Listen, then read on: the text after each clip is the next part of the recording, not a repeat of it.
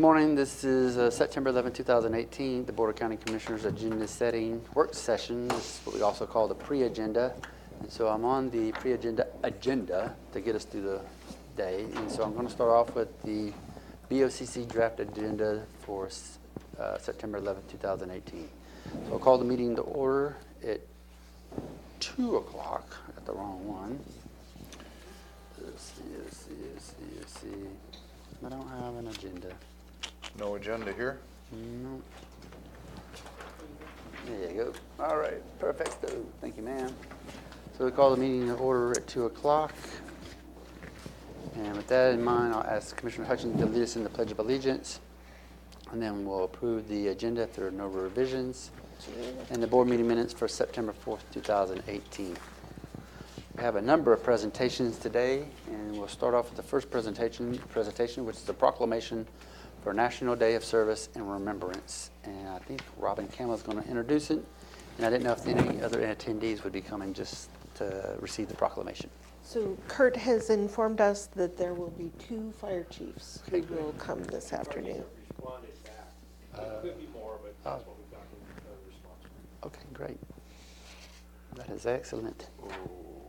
Are you caught up? No, I got a Tuesday, September 18th. Do we Yep. have it? Need 11. She we needs. have 11? That's the 8th. This one says the 18th. There's an 11. Oh, okay. I thought it was There you go. for Hutch there. Okay, And good. so we have at least 2 fire chiefs we think are attending, and then by chance has the sheriff been notified? Just The undersheriff said he's going to be there. I talked with him briefly. Okay, sure. I don't have an answer. okay, so not a problem. So the second presentation we have is a presentation on the Thurston County Historical Journal.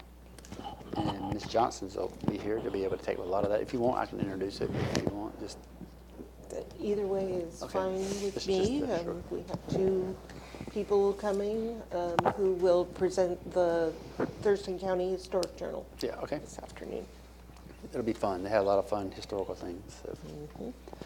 And the third presentation is the proclamation for Attendance Awareness Month. Right. And what is that about? I have School. no It's about idea. school Is attendance. it school Oh, attendance? school Oh, is it attendance, truancy and all that? Yes. Oh, is it really? Okay, Yep. wow. And who has arranged for this?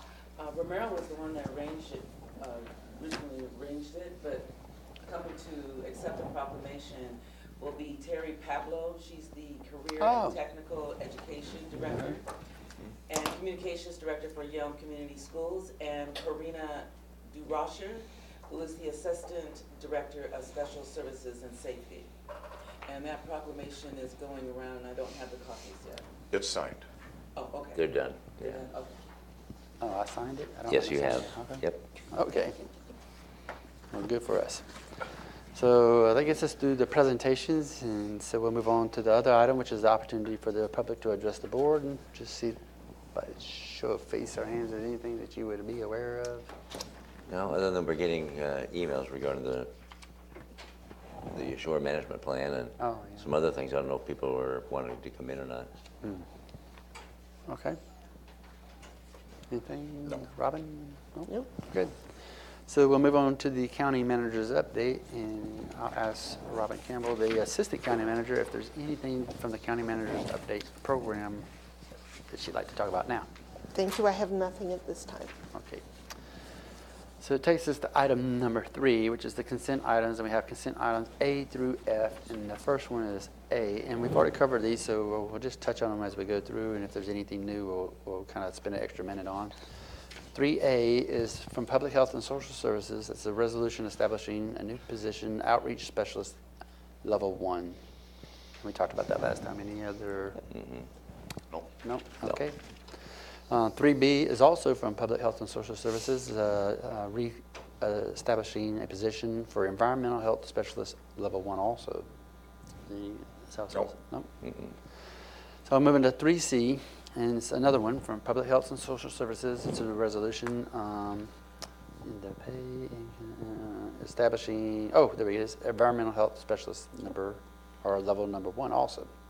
The reason is there's 2 different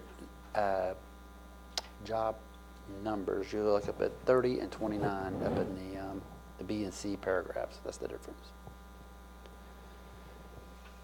Okay, any questions, comments? No, that's just a change in classification. It's not an FTE, right? Right, it is not an FD. Okay. But it is also, These it has an actually- end date of October next year. These are These do temporary. appear to be new Oh, yeah. positions. These are the These are temporary new ones for a year. FTEs. Right, for 1 They year. have end dates, and they are attached to the on-site sewer system management in environmental health. To help us catch up. Right, these are the FTEs attached to the And the other one's the backlog. supervisor, Because right? the other two And the other- Right. PHSSs and don't D's have the an supervisor. end date. Yes. Yep. All right. So that gets us through 3D, because you see with the number 3D? Mhm. It's the supervisor, bro. Mhm. Okay. 3E is now central services. It's the lease amended with Whitlock Limited Partnership for the auditor's office. And that's where they have the election counting ballot thing. It's the actual building. Okay. You know, I remember the last time we did this, it was like 3 years ago. So. Okay, so things move on. Okay, 3E, any questions about the lease? No. You're gonna have to have Nope. it, and it's not an issue there. 3F is the financial services, and those are online. You look at those anytime you need to. So I'll move into number 4, which is central services, and the first item we have is amending the 2018 capital outlay plan for law enforcement vehicle purchases. So I know we what- talked about it, we want to just recap it for a sec. Yes, what's going on here is that we have an opportunity to purchase vehicles now, rather than wait until after the first of the year. And we get a deep price reduction if we pay for them this year, because there's a model change that's coming into effect. So if we order them now, we can purchase the right vehicles at a much better price. Your capital outlay plan has to be amended to reflect those vehicles, and there's no need for a budget adjustment. We are sufficiently under appropriation authority this year to be able to afford the vehicles now. And that has to do with ER&R, right? Yes. Okay. Do we kind of a guess as what the total cost will be for 20? I don't have that at this time. Just a guess, For total vehicle purchases? or Be just for law 1.5 million. just for law enforcement, yeah. Let me text Brian, I'll see if we've got that. I know we have a draft capital outlay for 2020 submitted. But this number 4 is for just law enforcement, right? Correct. This 20 is vehicles. to accelerate the purchase of their patrol vehicles, the Uh-huh. other vehicles that we will be purchasing for law enforcement when it's only available in the 2019 window. Okay, I was just curious. It's not vital at this point.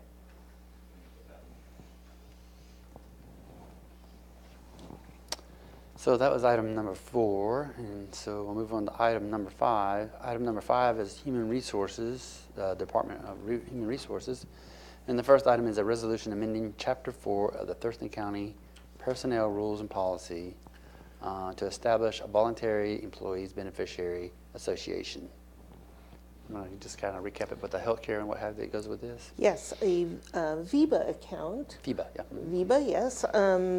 That is for when county employees retire, any sick leave would be placed into an account that would be available for their use for medical purposes. It can be used to pay premiums or prescription costs or whatever other types of medical costs.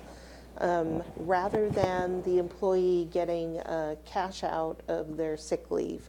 This will have to be voted on by each union, and then the non-representative employees of the county will also be able to vote. And it's all in or none in, if you will. All or none. Yep, it is all or none. Based on that vote, and the vote can be taken on a regular basis, not necessarily annually, but it's not a one and forever type of thing. This resolution puts the program in place, and the next step will be to go to the votes for the employees. Yeah, I thought it was the other way around, where we got a feed or a feedback or a vibe on what each union wanted or represented group, that no, they don't, we wouldn't bother with it, or yes, they did, before we did the amendment. So we do the amendment first to allow it, Exactly. but it may sit dormant. Right. It just, okay, allows it. Right. We would not actually enact it unless there was a group that voted yes to have Okay. it. I have a technical question. Yes. You don't have to answer Well, it. we'll You see can- if I can. Yeah, sure. So hypothetically, it goes through and everyone votes in the affirm and wants it. And let's say they do it for 2 years, I don't know what the duration is. Do you have to have, come back to the commissioners to take it off, to unresolution it? I don't know. I'm just I don't curious. think so. If there should come a point, and remember, each individual group can say yea or nay, so we may have some employees in the county that have this benefit and some that don't. Yeah, that's crazy. but okay. Yes, yeah, so it's not quite all or none, it's each group or none. Let it be dotted but out the- then. Right, but if we ever get to a point where none of our employee Zero, groups maybe, okay. want it, then we may ask the board to take it off. Sure, just see how to undo it. Yeah. All right. All righty, so that brings us to 5B, which is basically the same. So one is to Yeah. amend Trying the to chapter figure out why 4, there's and two. number 1 is to establish it. So there's an amendment, and then there's an establishment. That's the difference. 2 actions, 2 administrative actions. Oh, yeah. The second action, I believe, names it establishes the trust to be able to put the money into, to manage the accounts once they're established. Is that good? Is that assuming that the membership votes for it? Yes, this There's a- is, we've got to put it in place and then we put it out for a vote. Okay. All righty. So that gets us through item 5. Item 6 is the commissioners and county managers items, and we'll just take that up when we get to that point, and that takes care of that. And then we're going to go to September 18th is the next.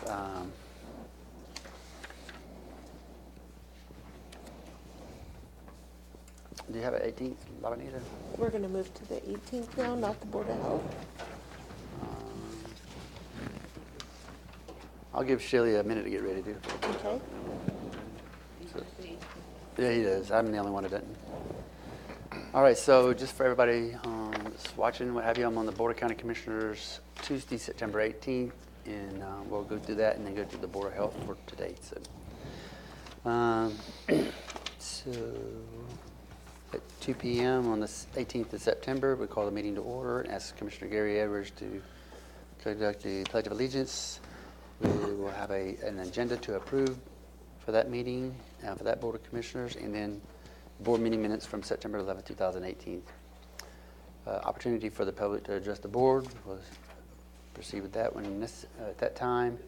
And then item number 2 is the county manager's update. Do you have one for the September 18th?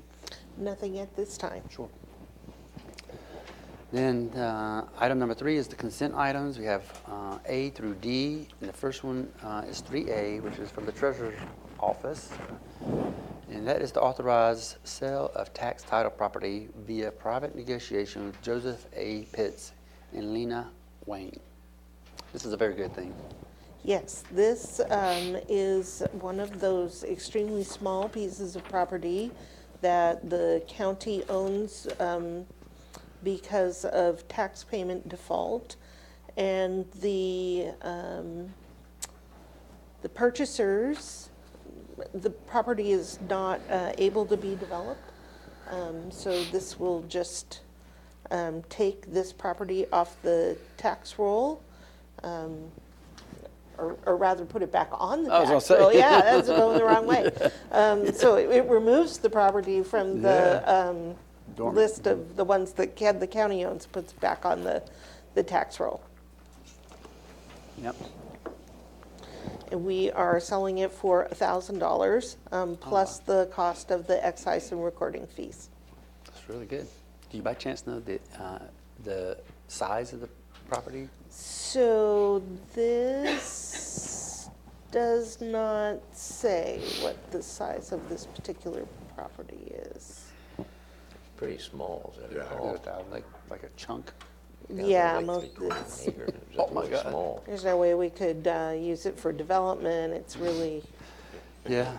And then I was going to take advantage of everybody in the room and the people listening that we have about 220 pieces of land like this throughout the county that are sitting on what we call tax title rolls.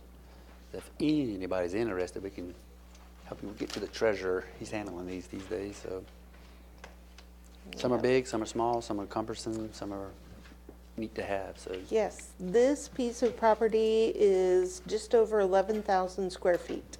oh, So quite a small. just for a barn. Yeah. Yeah.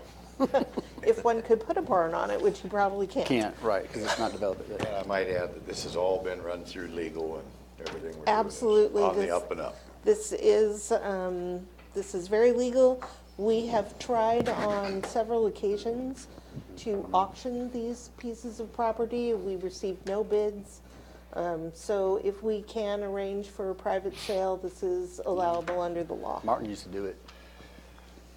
He's happy now. Yes.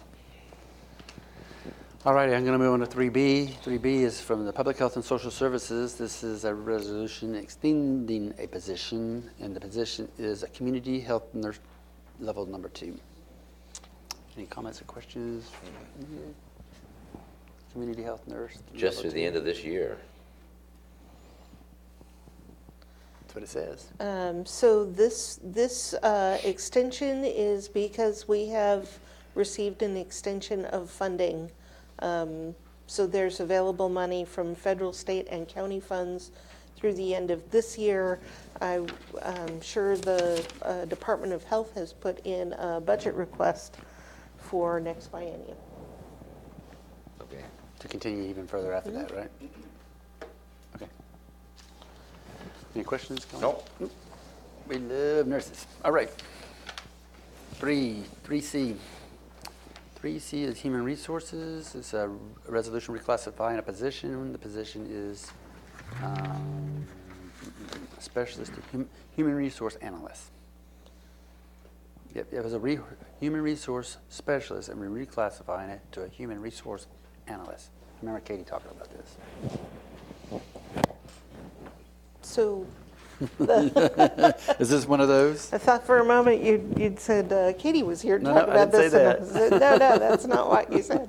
I just remember her chatting about it last time we were here. It's just a name. Okay, so this position is on the compensation and benefits team. And it was determined that the current person in the position is working out of class. So this is a request for the proper classification for the job that's required. There's an increase in the salary range of $1,804. Now, that does not mean that the person is going to get that. It's a range. It's the range that's set. Sure. So the person working out of class, that's not just a temporary working out of class, and then they Correct. revert back to their current, this is a full-time, Right. The job requirements are at a higher level. okay. Not just temporarily. Right. Are you good? Good. Okay. Are you good to go? Okay, sure. So item 3D is from the auditor's office, is the financial services, and that voucher list is posted for review. So I'll go to department items. Item number 4 is from the Public Health and Social Services. It is the interlocal agreement amendment number 2 to the Washington State Department of Children, Youth, and Families. I think it's number 181053-02, and Gretchen Toller is the, so what is this? Is just an interlocal agreement?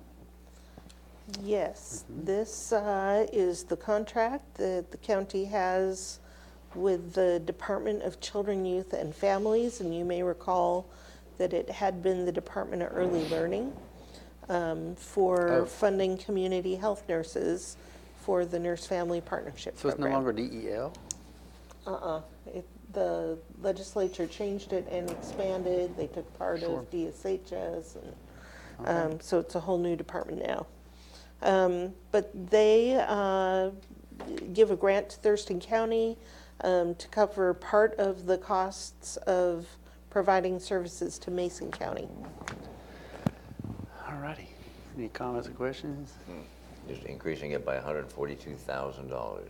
That's right, and it's to continue the work that we've already begun serving Mason County. Okay. Amazing.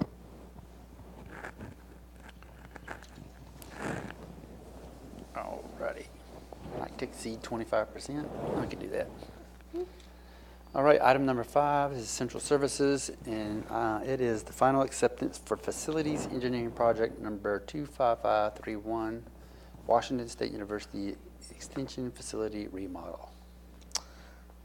So, this accepts the, The Washington State University, is this This is fairgrounds.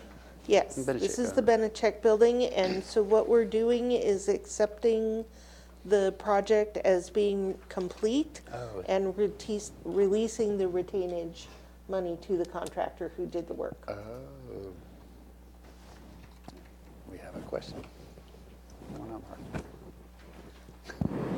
It's gonna sound funny. I think he's going to ask the same one I asked. Or the Did we build a dadgum toilet or That's not? exactly what I was going to ask. Is it at least roughed in? Yeah, what did we do? I It's remember, definitely roughing one in for roughed later but did we installation, put but in? So we did eventually, after the Anticipation. rough-in work was completed, facilities went in and completed the restroom facilities. So they do have restrooms in the building. They do already, don't they? Yes. Yes, they have a commode and everything on it. Yep. everything's all done and Everything's dusted. all I done. figured they're going to squeeze it in there Wow. somehow. or another. We yes, exactly. So as Robin said, this is the final administrative step after the contractors have completed all their paperwork processing and filings with the Paperwork, state. yeah. Then we get the go-ahead from the state to authorize final release and close out, and this allows for the release of the retainage fee. Okay, Martin, I'm going to put you on the spot. How long have we been working on this? How many years? So the board first began exploring the idea of relocating WSU Extension from the McLean Building when it contemplated the sale of the McLean Building 2014, 2015. Right. The Benechek facility was selected at the end of, or mid part of 2016 as the final choice. There was an initial attempt to try to do it on a very bare bones budget. As we worked closer with the program and with the architect, we brought more information back to the board. We were able to get final design and scope figured out in 2017, and most of the construction was completed before the, or just after, excuse me, started just after the 2017 fair in August. It was completed substantially by the end of the year. The program moved from from McLean to Benechek over the holidays. So you got it all down They're here. up and running, and pretty well set in. And I suppose I would be remiss if I didn't point out that they also have made sure that there are WSU colors prominently painted in appropriate areas. So that's what they wanted. I see. Okay. In the appropriate areas. Okay, Very visibly, so that you see them right when you come in. that's funny. It is. Well, a little Very more proud of that. booster won't help, so I mean. Yeah. But it's done, okay? It's done, and this is just the final administrative step to close it out. My aunt, God rest her soul, was a die-hard Bruin, UCLA Bruin. And someone gave her a toilet seat, and we lifted up the lid, it said, "Go Bruins." So when you're saying it's appropriately painted, my mind went there. Okay, well, we Fair didn't want to enough. go there with you, so you stay there by yourself.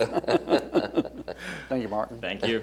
Thank you. Okay, item number 6 is Public Works, and it's a contract award for countywide guardrail replacement Phase 1, 2018, number 48316. And Mr. David Chain is the engineer, but what does guardrail replacement Phase 1 mean? So there are 4 sections of guardrail in There you the go. current phase of this project that will be replaced. Dirt and aggregate interchange of Fairview, Oregon is the lowest responsive bidder. And the sections of guardrail that is this part of the project are on Churchill Road, Evergreen Valley Road, Old Highway 99 near the Oregon Trail Road, and Old Highway 99 near Scatter Creek. And this is part of our current budget. Well, it's not about Tenino, huh? On the outskirts. So phase 1, is there phase 2 and 3 and 4? I believe that there will be phase 2 or more. Okay. And is the guardrail because people hit I'm them just gonna ask that, yeah. hit them and bust them, or is it just time to replace the guardrail? Probably a part of our safety program, Is but there I a would invite. shelf life for guardrails? I didn't know that. Yeah. Hello, Jennifer. Good morning. Just curious. I'm Good not morning, Jennifer Walker, Public Works Director. Yes, this is replacing existing, about 500 feet of existing guardrail. So whether that's been hit, usually that's usually the case. So we're replacing it, Well. part of safety. Yep, one there just to help, just in case, to save a life or any damage. Any questions, comments? No, I think it limits liability for the county as Oh, well. that too. I It's not forgot the about that. rates. You're right. It saves lives. Yeah. And but, okay, thank you. Thank you. It's short and simple. The other one is Public Works, and this says 6B, which is set a public hearing to consider amendments to Thurston County Code Section 15.12 concerning sewer and water rates and charges for Grand Mound, Boston Harbor, Tamashan, Beverly Beach, and Olympic View. And Teresa Parsons is awesome about this, but this is a public hearing for Tuesday, October 9th, 2018 at 5:30. Any comments or questions on that? Nope. Not set These forth. are all systems that the county runs. So. Yes, that's correct.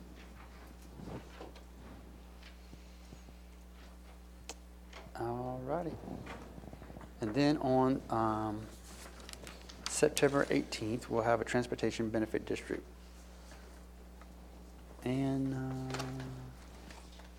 it says Board of Health with a separate agenda minutes, but I don't know if we're going to have a Board of Health on that day. Yep, so, Board of Health is this afternoon. yeah, I know, but you see the comment I'm looking at under the transportation benefit district? Yeah. Yeah, no, that was my bad. That's real Right, bad, okay. that just needs to, It's not bad when I'll be needed to. I think it's a public hearing. Yeah, we got a public hearing, I see We have that. a public hearing in the evening, but Right, oh, no TBD. we do have a TBD, but it says Board of Health underneath the bold. Oh, I see, Yeah. I see where it says that. I'm sure Shirley and I we're not ready for it. No, so. that, I'm sure that is supposed to be the Yeah. TBD. Yeah. Okay. So, but on September 18th, we do have a public hearing at 5:30 in the afternoon. And more than welcome to have the public come and attend. And it is concerning the Community Planning and Economic Development Department. And the public hearing is the 2018 Open Space Tax Programs application. And is it that one application, two applications? How many applications? I believe like it's more? just the, Right, public One. hearing. yeah, I believe that Ken there Lake. is only Oh, one. Ken Lake area, yeah, sure, Yeah, sure. just the Ken Lake application. That is on the 18th, that's cool, okay. And there's no TBD agenda quite yet. Do we have an agenda for the TBD Is it- to review is it in the packet? today? I don't see it in here. I Packet, don't no. see it in the packet either. So maybe we could go to the Board of Health now for this afternoon, and Labanito will print out the TBD. It's not a problem. But I want to make sure there's no questions on September 18th, Board of County Commissioners. Anything? Nope. Anything you want to add? Nope. subtract? Okay. We got it. Going to the Board of Health. Hello, Shelley. Good morning. Lydia. So we're going to be on the agenda, and the Board of Health is for this afternoon on September 11th. And we'll call the meeting, the board meeting to order at 3:30. And we'll approve the agenda. There are no revisions. And we have a couple items to cover today. So item number 2 is, the first one is a proclamation. And the proclamation is Septic Smart Weeks of September 17th through 21st. And I think maybe you, Art, or somebody's going to. Yes, Art will be presenting that item. And Funny, what it's number 2. He's got kids at home. Well done. It's all health, right? Yes. Okay, Stop it. it's not the Bruins at least. What is Septic Smart Week about? It is National Septic Smart Week, and that's proclaimed by the governor as well as several other states and counties, and you did this one last year as well.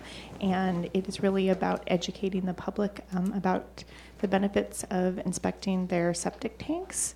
And we have some workshops coming up for the public, and so we want to promote that as well as just provide some education around septic tank management. Okay. And we have a proclamation signed. Oh, yeah. For that. Yes. Okay. All righty. I've always been interested in the old way of doing septic, to today's way of doing septic, but I don't know if that's part of Smart Septic Week. For this particular item, it just generally, I think Art will give a brief intro to it and then provide some background information and then go into the proclamation. Okay. Are you good? No Canada, no whatever? Okay. Not gonna go there. That was funny. Him to go there. I knew he wasn't going to go. You're just trying to cause trouble. Okay.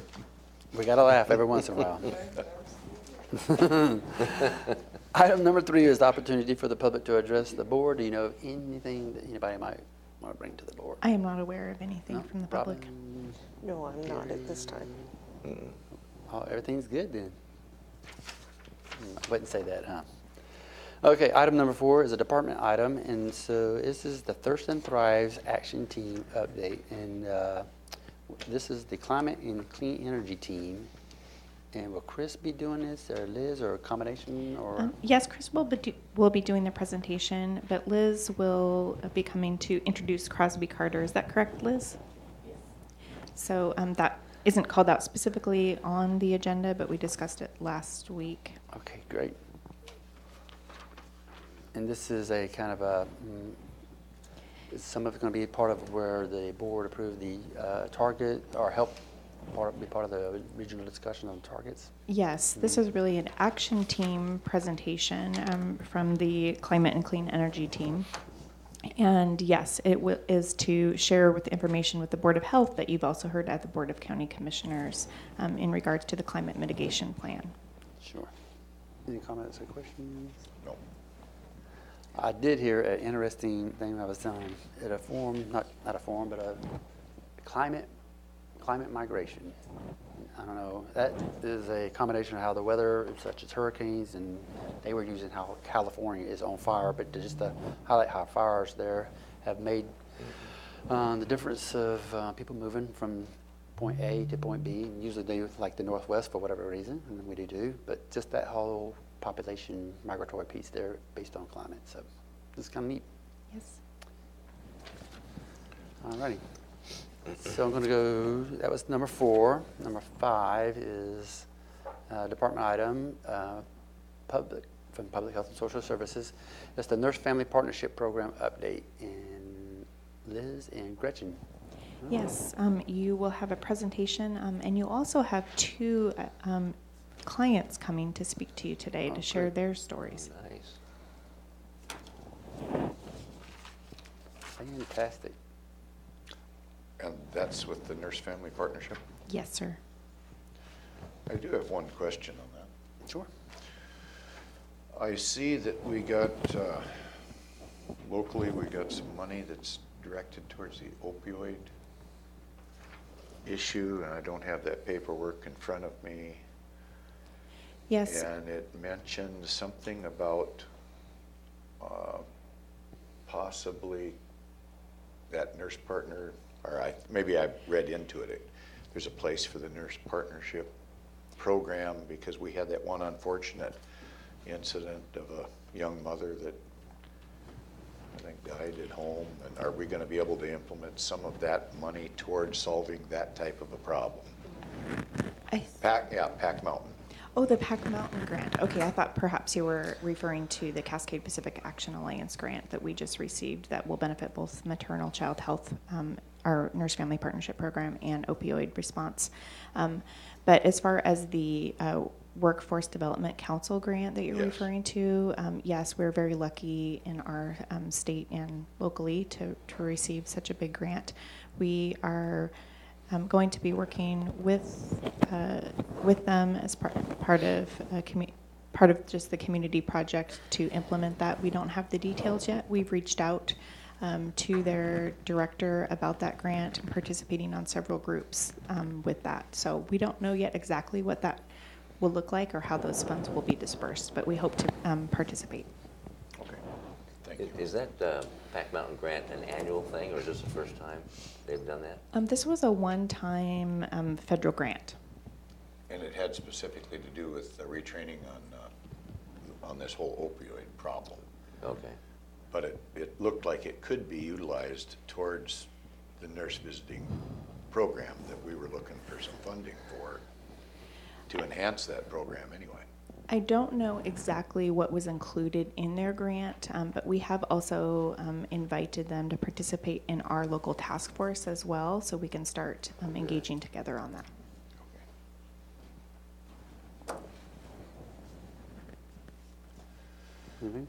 No? Okay, good, sure.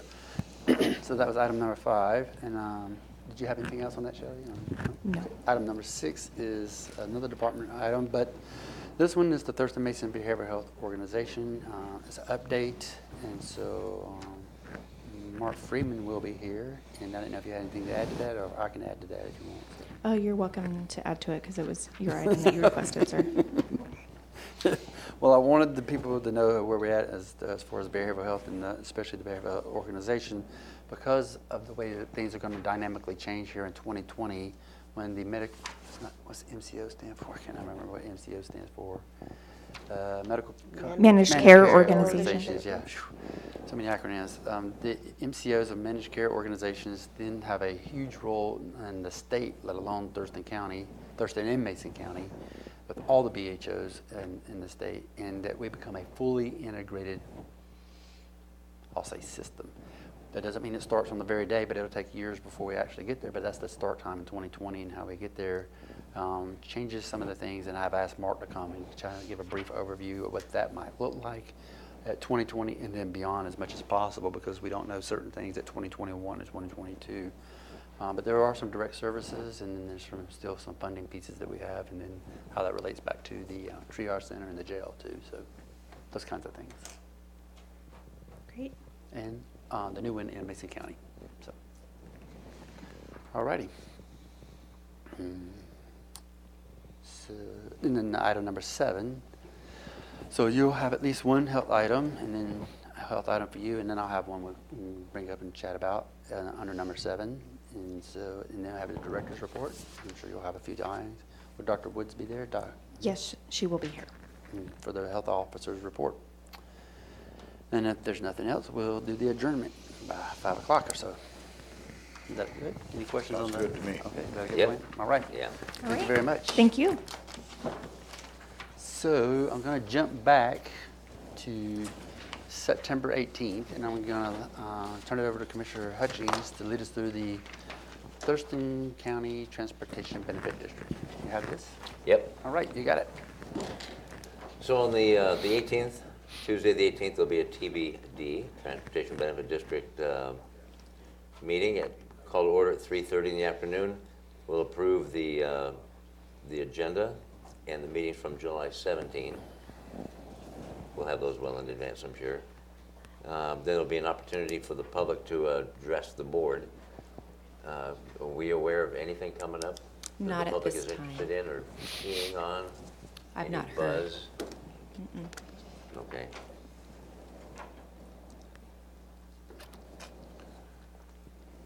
Moving into number 3, department items, Public Works presentation on the Thurston County TBD, safety and technology efforts.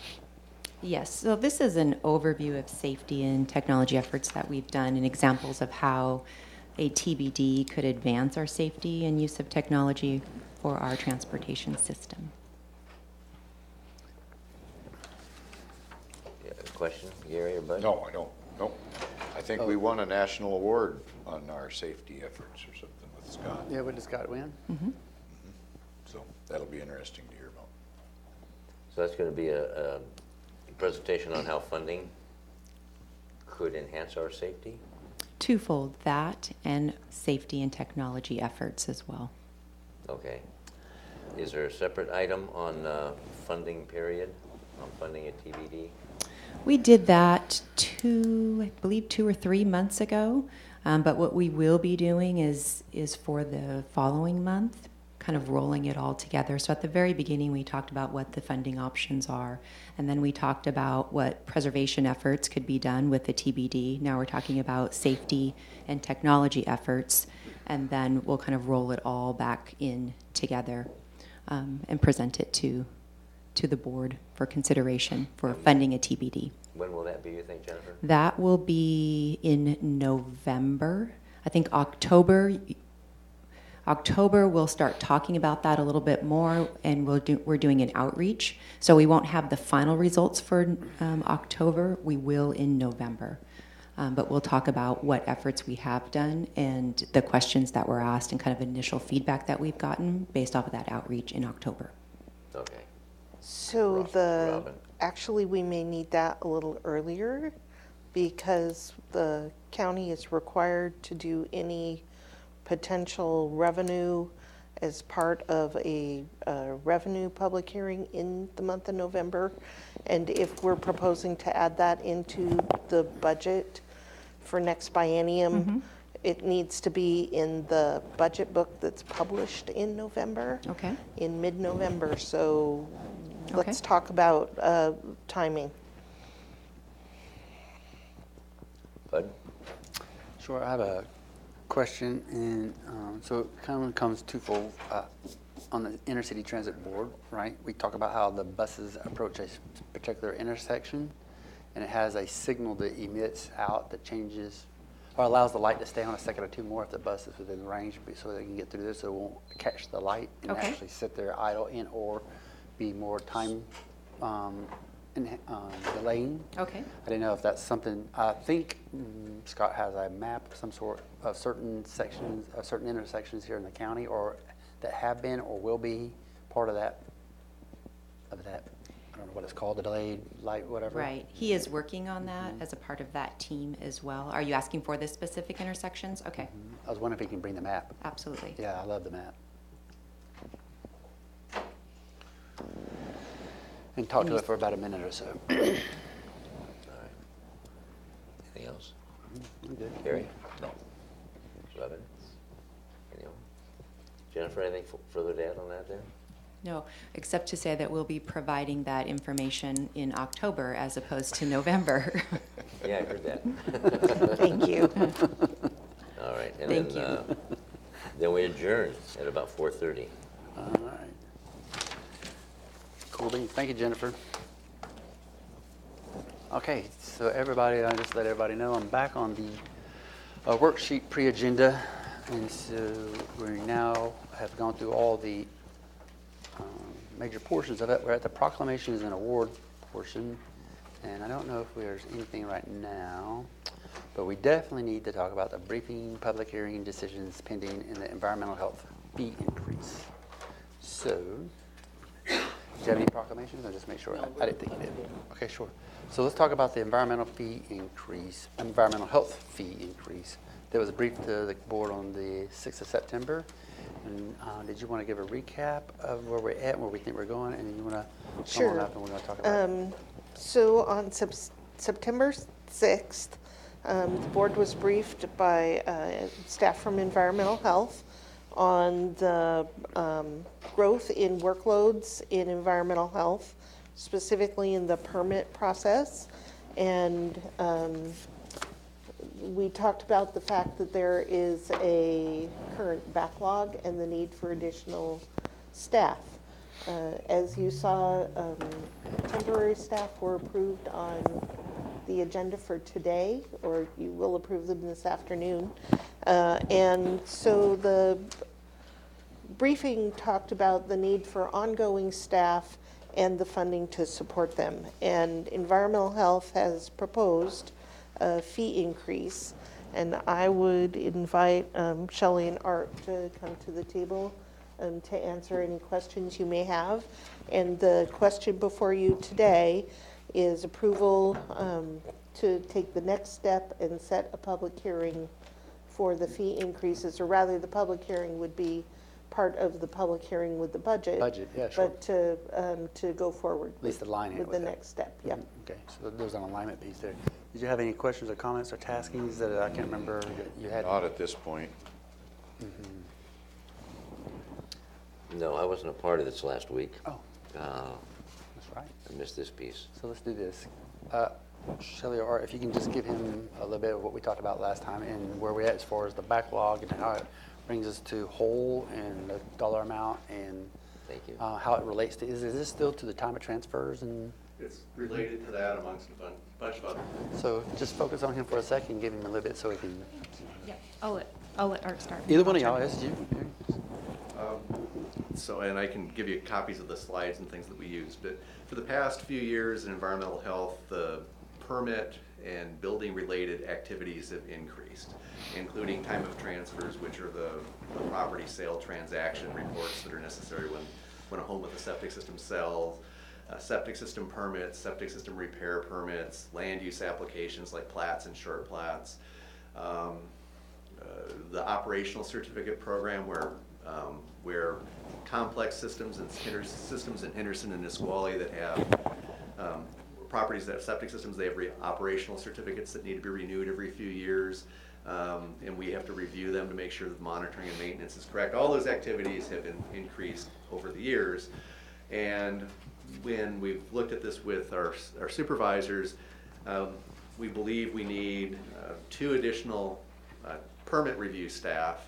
One to help with the operational certificate renewals, which would be located over at the Lilly Road building, and another one over here at the Permit Center or Building Development Center to help deal with land use and on-site permits and time of transfers to help reduce the backlog on, in particular on the land use and the septic system permits, the new permits and the repair permits. We've shifted a lot of our efforts to make sure the time of transfers are done promptly, but that's created backlogs elsewhere. Yes. The gentleman with his hand raised. I was in and out that day, and what Yeah. you're telling me, I remember being Yeah. here for this. I thought you were Yeah. part of it. Yeah, I have been, I was a part of this, all very. Yeah, I was it's gonna coming say, back I to me thought now. you were there for part of it, but I didn't know what all You didn't part have of your it. head in remember. So I don't want to waste any more time. Okay. I understand that. And really, so then what we're doing is we recognize there's a gap and propose this in 2 other positions, which we think will allow us to most efficiently reduce the backlog and keep up with things. And so this would allow us, as Robin indicated, to put it on the agenda as part of the budget process. So you could hear testimony and decide in the future whether or not you want to do it or not. This doesn't commit you to approving things, it just allows us to go forward with the process. And if we don't go forward with the process, then I'm gonna have I'm gonna have a difficult time figuring out what to do, but this basically allows you to consider that option. Thank you, Art. Do you have something, Gary? Did we talk about some temporary positions? I was about to bring that up. for you. Oh, okay. Is that all Go right? ahead. Yes, go ahead. So last time we met, there mentioned there'd be technical questions, and I'm sure you have a slideshow or some other presentation to be able to offer at the time of the public hearing, because we are going to set a public hearing. I think we are. And so it would be just what the rate is, and what the rate is going, the difference in the rates, that kind of stuff. And then what Gary's alluding to, there's 2 temporaries we just approved, and how they may or may not stay temporary, and then any additional FTEs that go along with that to make I'll say the total sum of FTEs, and the variations of that, or the options of the labor force that goes with that. And then I think the other one was the duration. Is this a year long, 2 year long, 3 year long? I know that's up to us to find it, but what does that mean in terms of the number of people, the cost, and what have you, and what we get as far as keeping it for, say, 2 years or 3 years, something like that. So just to kind of give you some guidance on how to put it to the presentation, to put it on the screen, to have that discussion and see what that looks like. So is that all right? Or did you have more? No, just that. Because I don't know where we're going to wind up at. We just want to see the numbers. Yeah, I think we did discuss that we were going to fund the 2 Temporary. temp positions, and now we're looking at the others, whether we're gonna wait and see if that doesn't help solve the problem before we move forward on it. Right, because I remember that the other issue, and the other technical issue was, and I know you cannot really get to it, is the number of inventory of houses in a given month. To me, that's kind of a trend line to look at. It doesn't mean it's all I encompassing. mean, the homes that are for sale? Transfer. Transferred, yeah. How Okay, many are I can happening? give you the numbers that are transferred. I can also give you kind of the housing inventory, because our real estate community friends will be able to tell us that. That's- Because if it's 800, it means one thing, and it stays that way for a long time. Or if it's 200, it stays that way, it means something else. I did actually talk to someone on Saturday, and he confirmed that the inventory has grown a little bit, but it's still not what the real estate community thinks is adequate. Right, So right. it shows that things are slowing down a teeny bit, although we did have a record week for time of transfer permits the week before last. I know. So it's still keeping busy. So just be prepared for the public hearing to have Yeah. that kind of And conversation. so thank you for giving us some insight into the concerns that you want to, or questions that we want to be able to address. And we've got a few other things that we'll want to provide as well. Some of the historic things, and also I know there have been questions about what we've done to try to improve efficiencies and basically do a better job. And so I can highlight some of those things that we've been trying to do too, just because I know people sometimes wonder about that. Sure, and the word public hearing, is this part of the public hearing when we go to do the actual budget around December, or earlier public hearing? So that we can get it out of the way? We would make this earlier and run it with the revenue public hearing in November. Okay, and do you have a date in mind, or do they? We have set the date. I would have to look that up. Is it that late? Budget calendar stuff, I thought I saw the 27th. Of November? 27th, yeah. It's got to be close to the end of the month, because we run the property taxes through that hearing. Well, just the people Yeah. who are on YouTube or whatever hearing this, I want to think that it's going to be in the next 20 Right. days or 30 days to Bless be able, you. before they get their. No, it's toward the end of It's a November. November and the thing, 27th and that's to sounds align with the about larger right. budget items that are going to be ongoing at that time. That's correct. And we'll be, if you authorize this, then we will also be working with the community to make them aware of what all the fees are. Because it is, we've talked mostly about new development related backlogs, but the permit in fees would affect the whole division. So it would be restaurants and solid waste and other things. So we'll work with all the community members that we can to make them aware of this, so that they can comment and show up at the hearing and tell you what they think about all this. Any comments, questions so far? I guess I'd ask, when the last time you had a fee increase? When was that?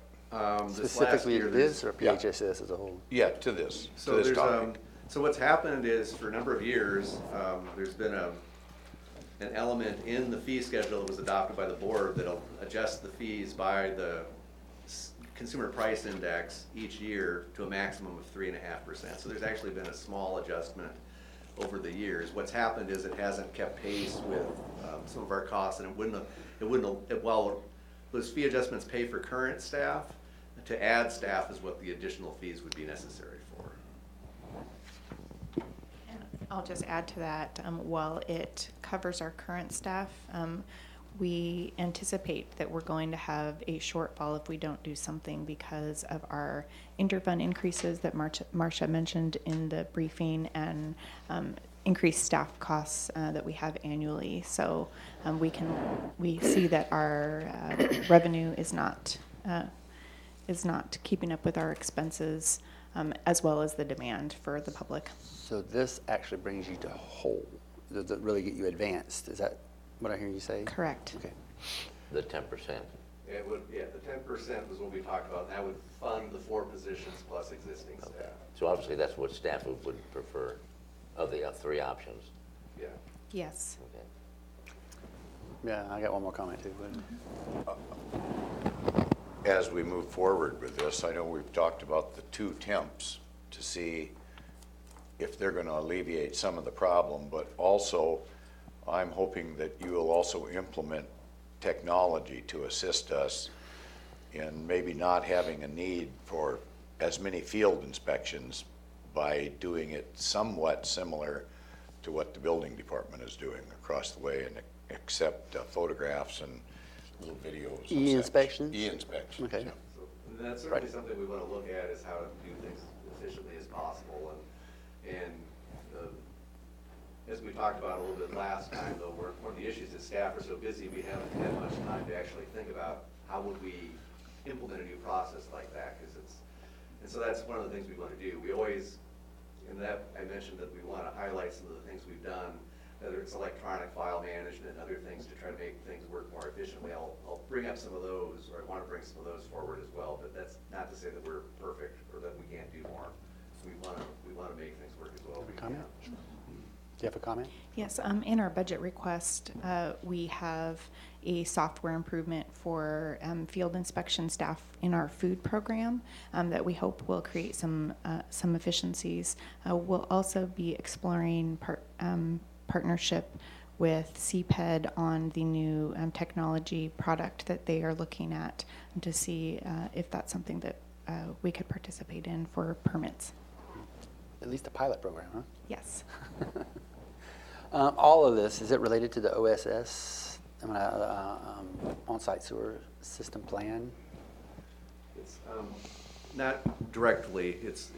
What it does is it continues some of the things that have been implemented from the plan, which was that time of transfer sale thing. So that came out of the 2008 plan. It's recommended continued in the new plan. But it doesn't go forward with all the things in the funding mechanism that was identified in the plan. This continues our current fee process for most of the services along with grants.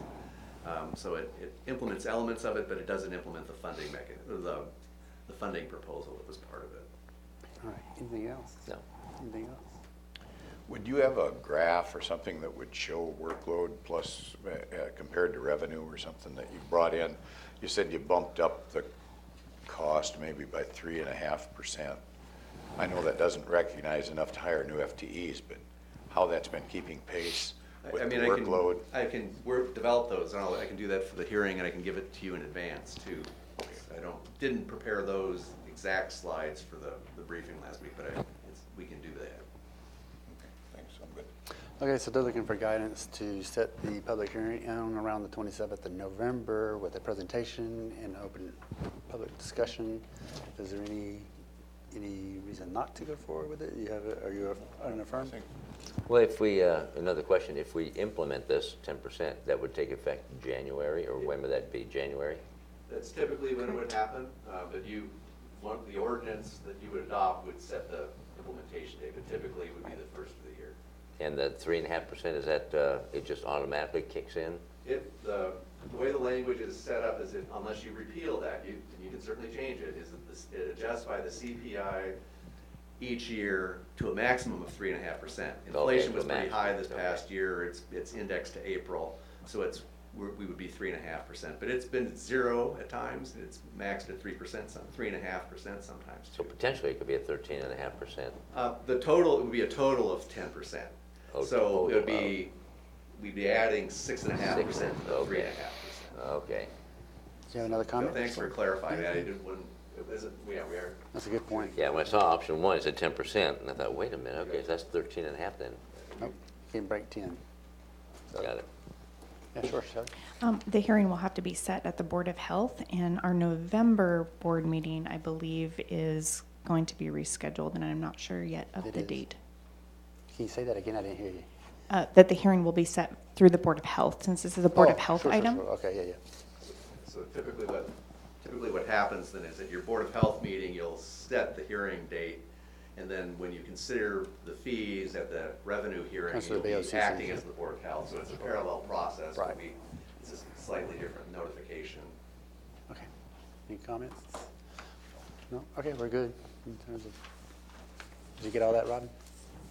Okay. Thank you. Okay, thank you. You bet. All righty, it is 10 o'clock. We're going to take a break for 12 minutes. I'll come back at 10:12, and we'll go forward with the legislative update.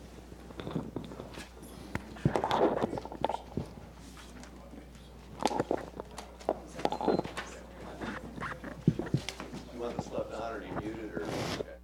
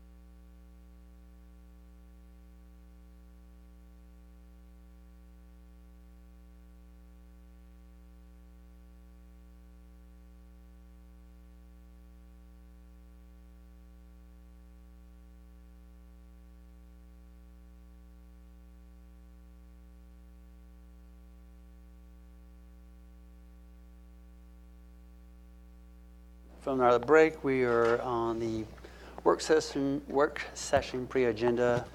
We left off at the public hearing decision for the environmental health fee increase, and now we're moving on to the legislative update. And so with that, we have the SSMCP, which is the South Sound Military Community Program. Partnership. There you go, partnership. South Sound Military Community Partnership draft legislative agenda. And this is just informational. Do you have that to I talk have it about? right here. You are. Oh.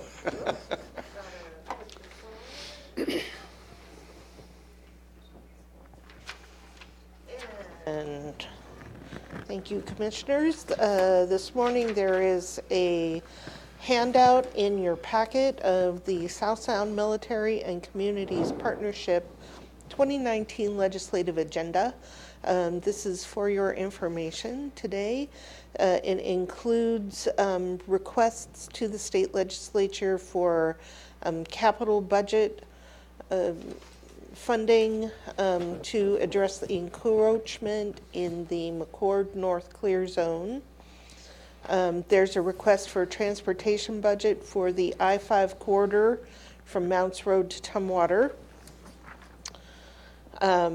They also set policy positions, as you can see on the reverse side, to maintain active state support for the military in Washington State, support the military and civilian compatible land use initiative, and to support emerging projects in the region.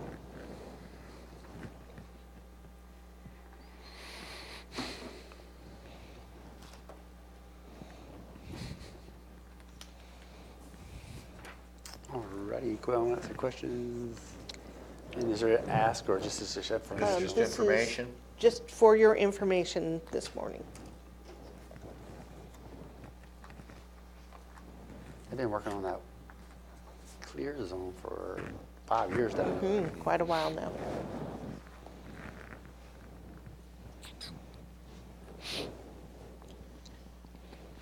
Okay, this is just information, right?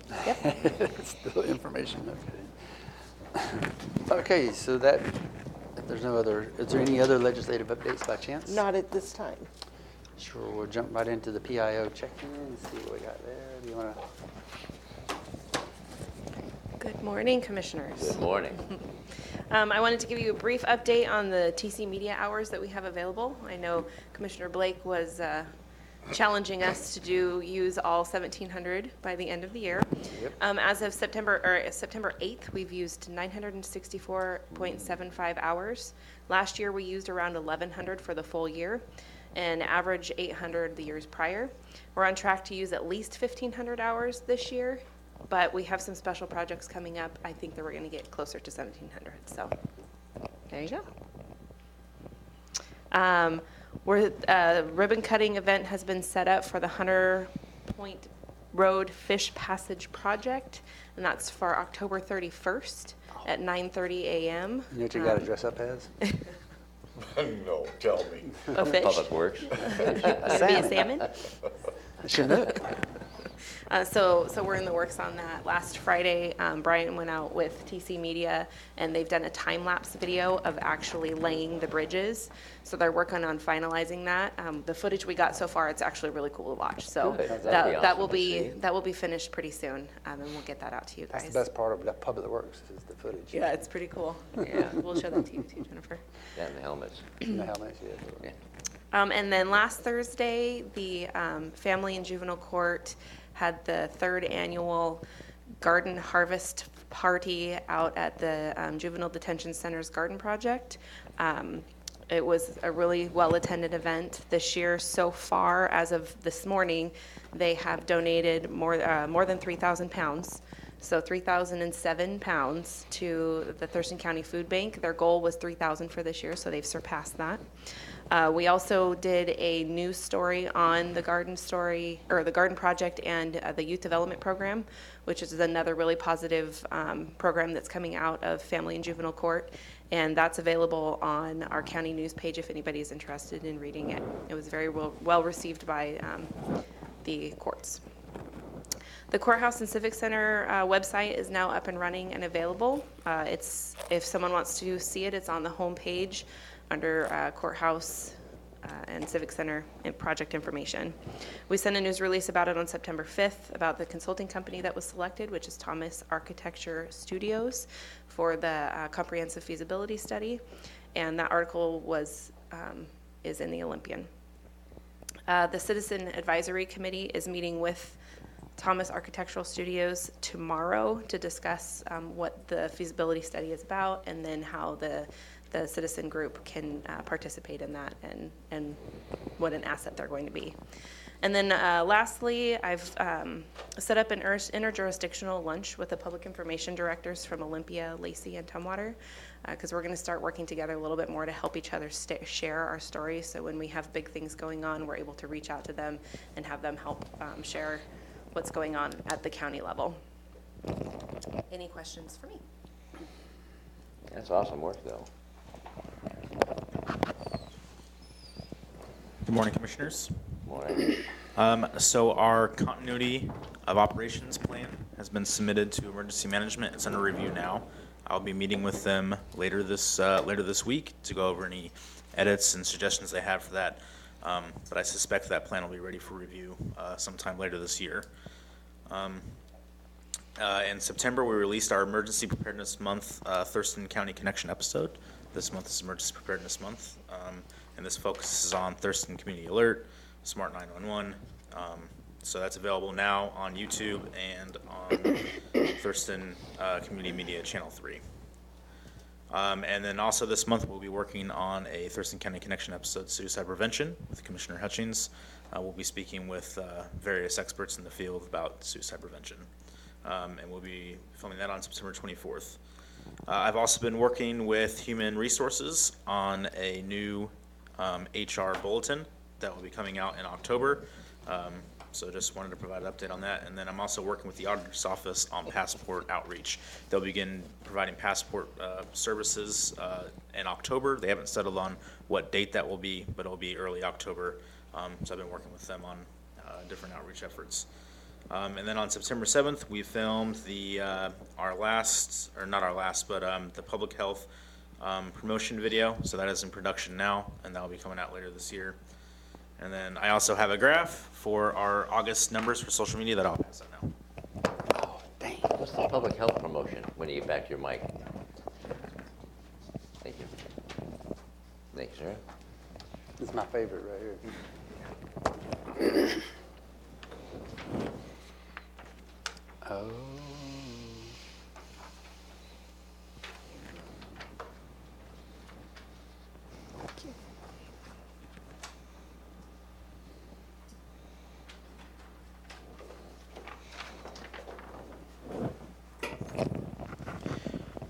All right, so before I get into this graph, I'll answer Commissioner Hutchings' question. We've done a series of promotional videos for each department that have been airing periodically throughout the year. They're all available on our Facebook page, and we put them on our county news page once they're all complete. So far, we've released the Public Works, Emergency Services, CPED, Central Services, and now we're in the works of releasing the Human Resources video soon, and then also pretrial services.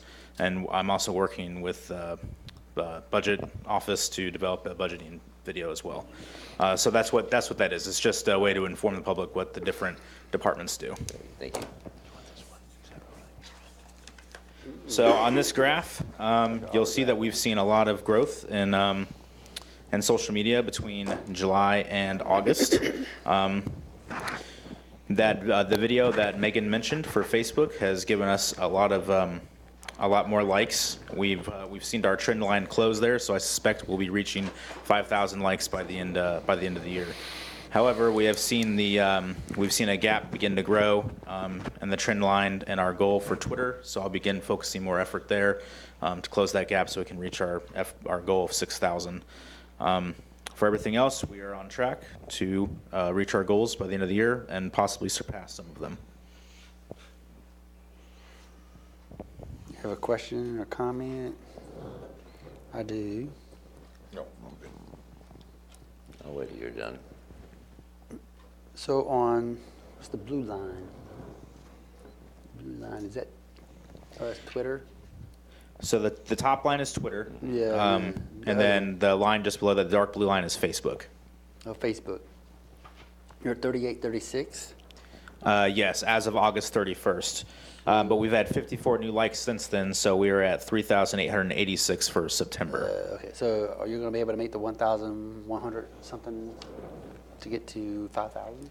I believe so, yes. With that Facebook ad that Megan had mentioned for the high friction surfacing has provided a lot of dividends in regards to likes. I think you could do it.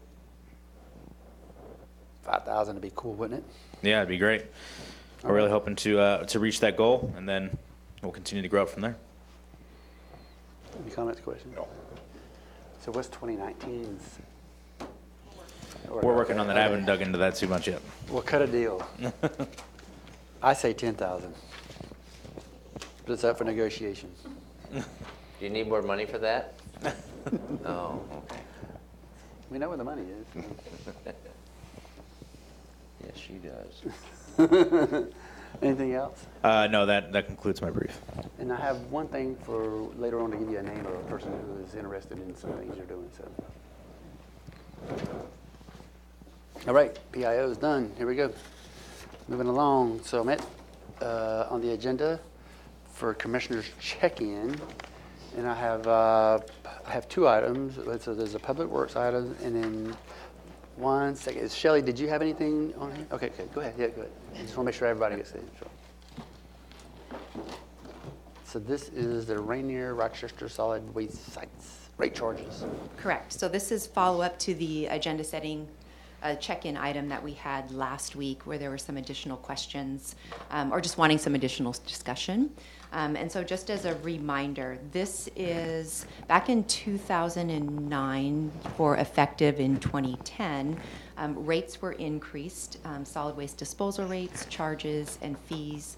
They were reviewed and increased to account for our 20-year financial plan, to plan for that. So as we've collected those are to help with the capital improvements that are needed.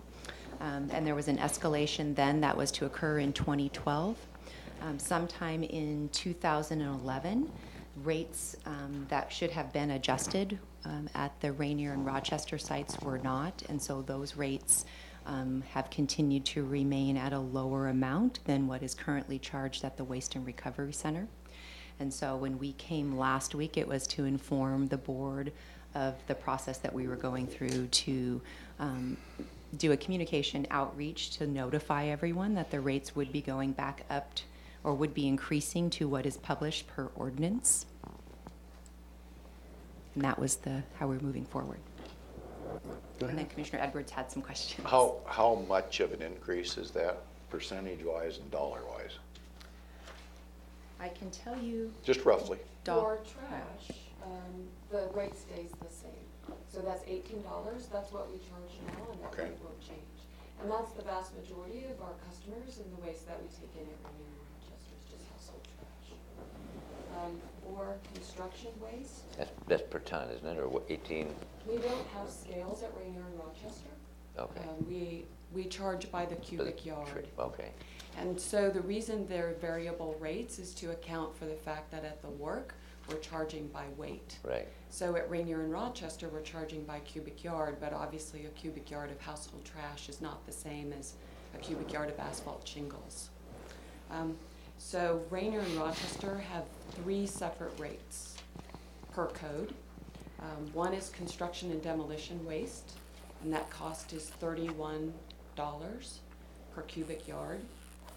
And the third material type is roofing material, and that cost per county code is $48 per cubic yard. And those numbers align fairly well with what we charge for those same materials at the work by weight. So if you do the conversion from 1 cubic yard volume to weight, those numbers are fairly well aligned. So 18 for household, 31 for construction, and how much for roofing? 48? And that's what it's going to be under the ordinance? That's And- correct. And what has it been by mistake, I guess, is that the best way to put it? You know, my job is in large part to streamline our operations and bring them into conformance with expectations of the director, the county manager, and obviously county code. I cannot tell you why in 2011 they stopped charging the appropriate rate structure. I can tell you I've looked back at the scale records and I can see in 2011, up until that time, they did charge the appropriate rate structure for the 3 material types, and then they stopped. And so. And that was just an arbitrary stop, no memos with it or anything like that? That's correct.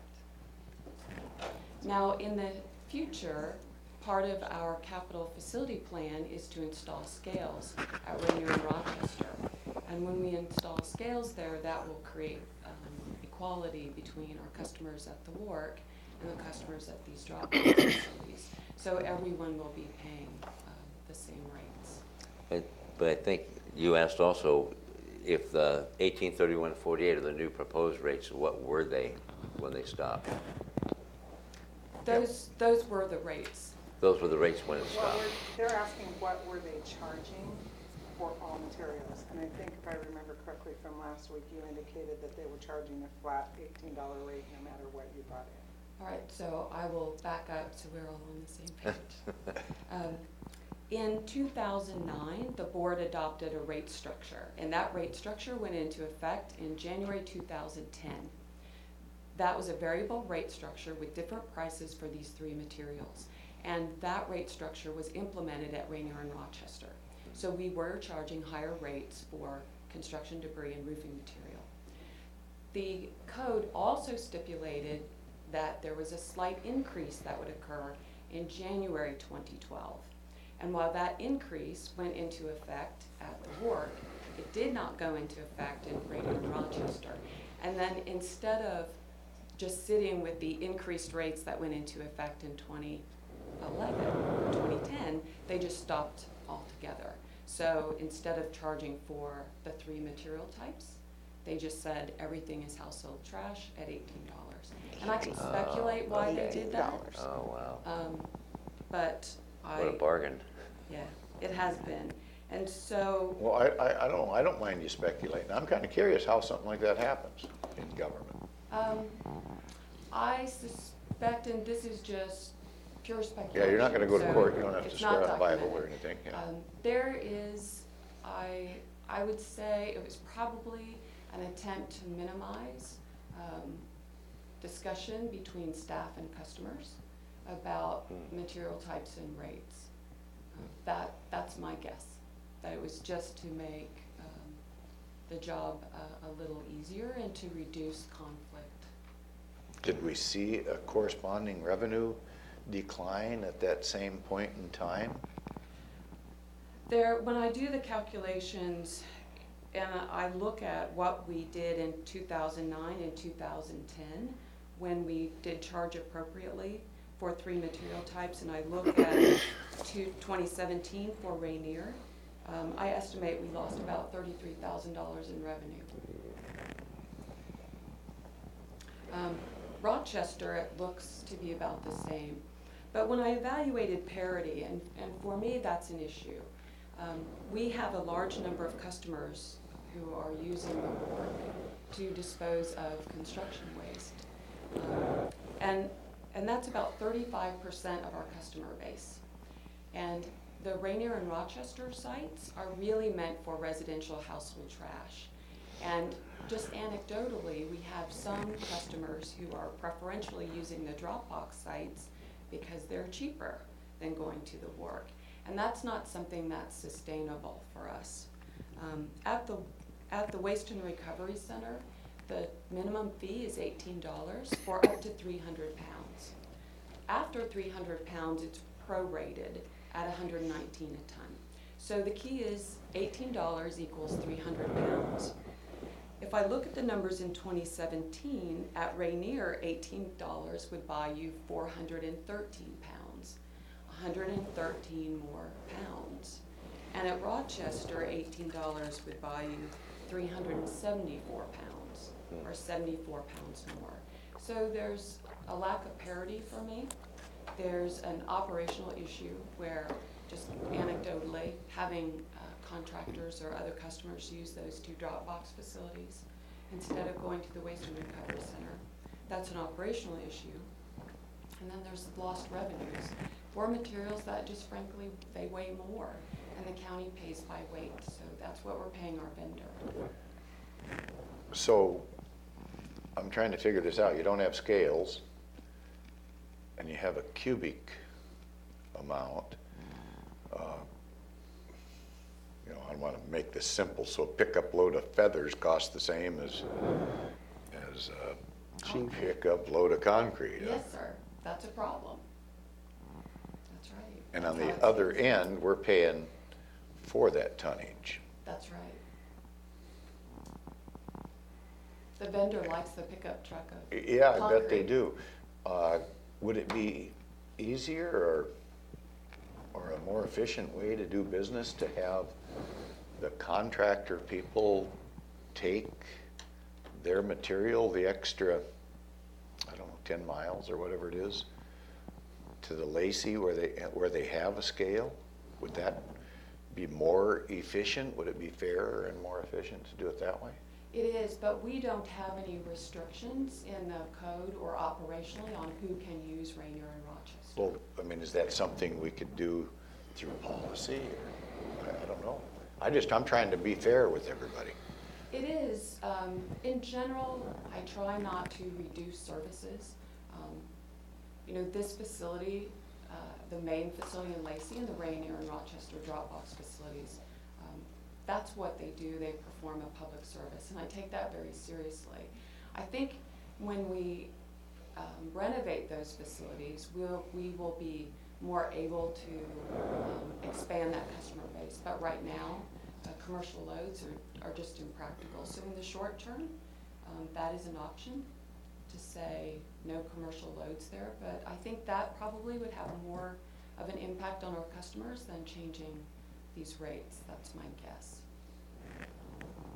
And increasing truck traffic from the south up to the Yeah, north that- and back, yeah. and then congesting that area.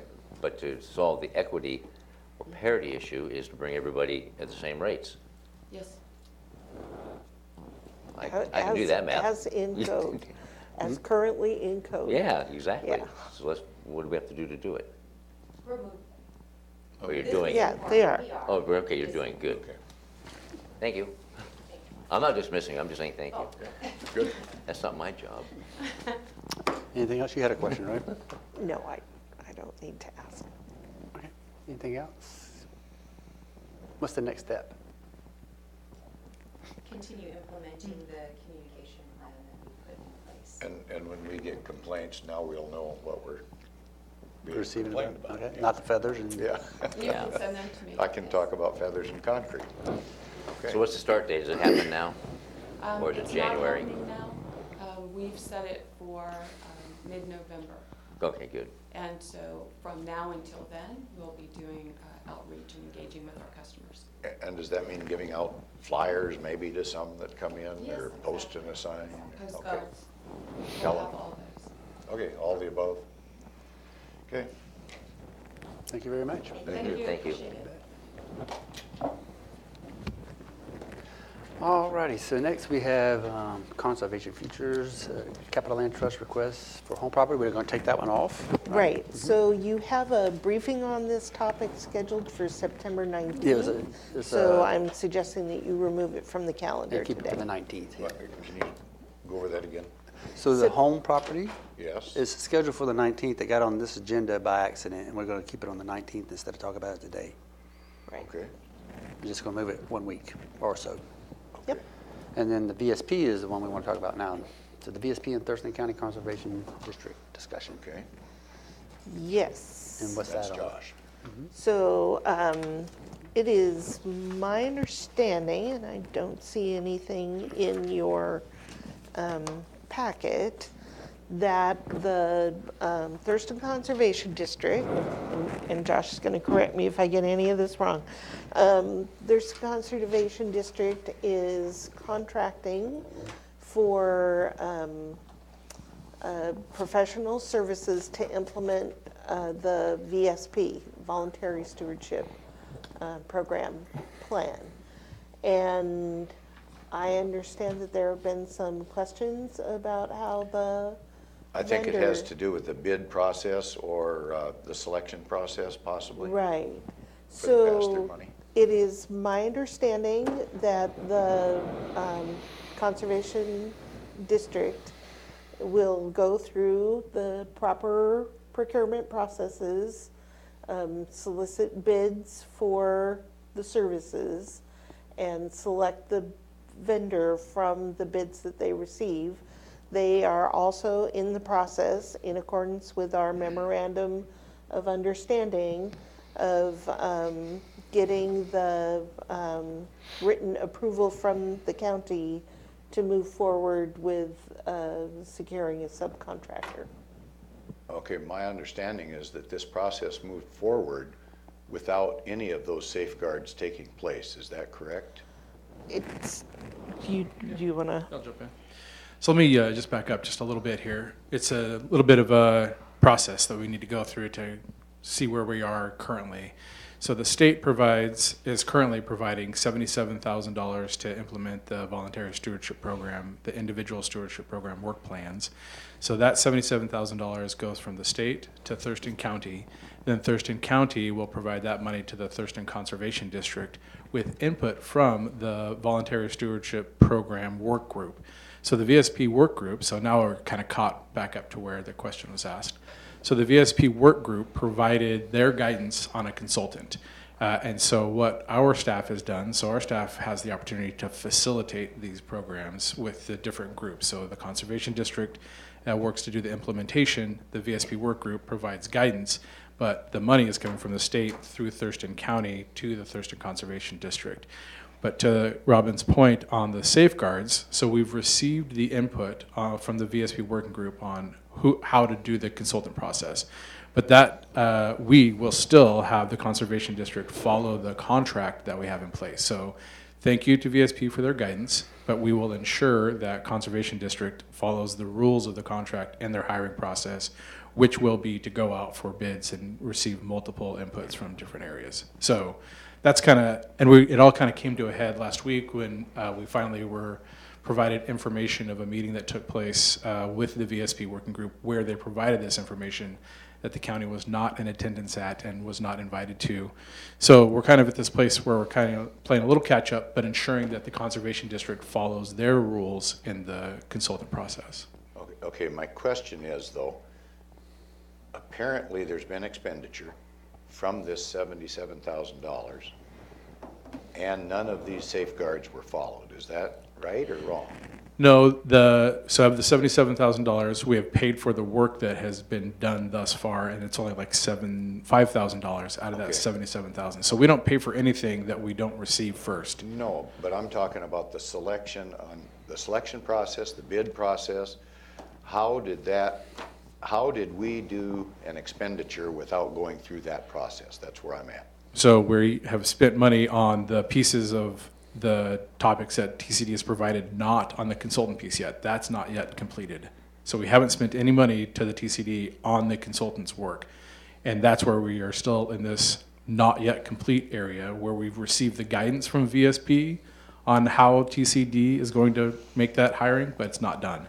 So the money that's been expended is not for the consultant's work. What did we spend the $5,000 on then? I'll let staff answer that question.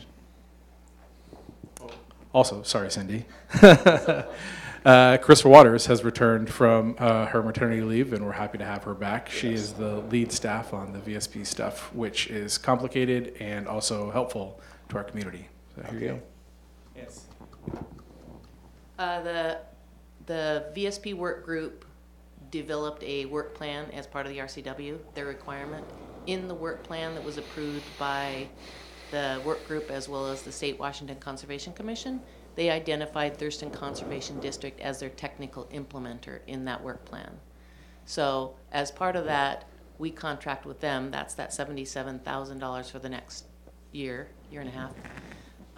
So that's what that $5,000 has been spent on. They've developed some brochures, they've done some outreach, they've worked with some farmers, so that's Who's they? Thurston Conservation Conservation District. District staff. Right. We have not done anything with a subcontractor for them. This is their work that was initially contracted to do the implementation. Who makes out the checks out of that $77,000 fund?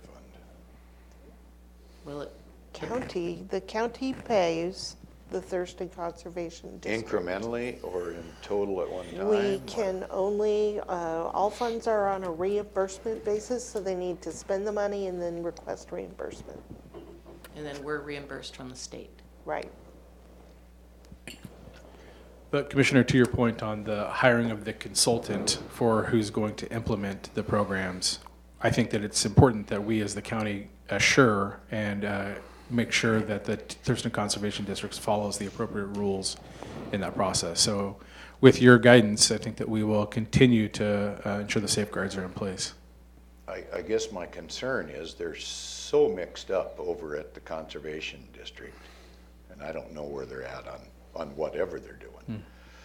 So I'm wondering if, in talking with other conservation districts, it's not uncommon that you would go to another conservation district and ask them to help.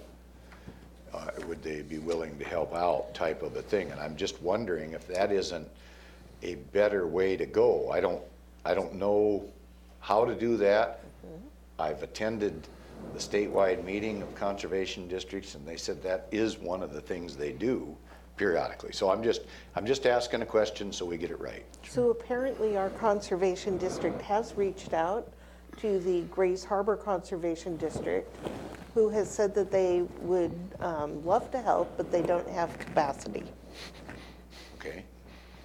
So they have reached out to a different district. Okay, how about Lewis or Mason? I don't know, we can certainly ask that question. But I think to your point, Commissioner, our job as staff is to ensure that the Conservation District can complete these programs, the implementation, by July of 2019. That's the target. So we're aware, I think, to your point, of the happenings over at Conservation District, and we will ensure that the communication is clear that the target is July 2019. And if this isn't going to be something that can be implemented by then, we need to find a different path. And I think the jeopardy is that if it's not done on time, then our VSP program doesn't go through or something. Right. I think that's an issue that the VSP folks, at least were concerned about, at least the ones that talked to me. Right, and that would, ability to meet the time frame would definitely be one of the things that would be part of an RFP process. The vendor selected would have to be able to ensure that they could do the work within the time.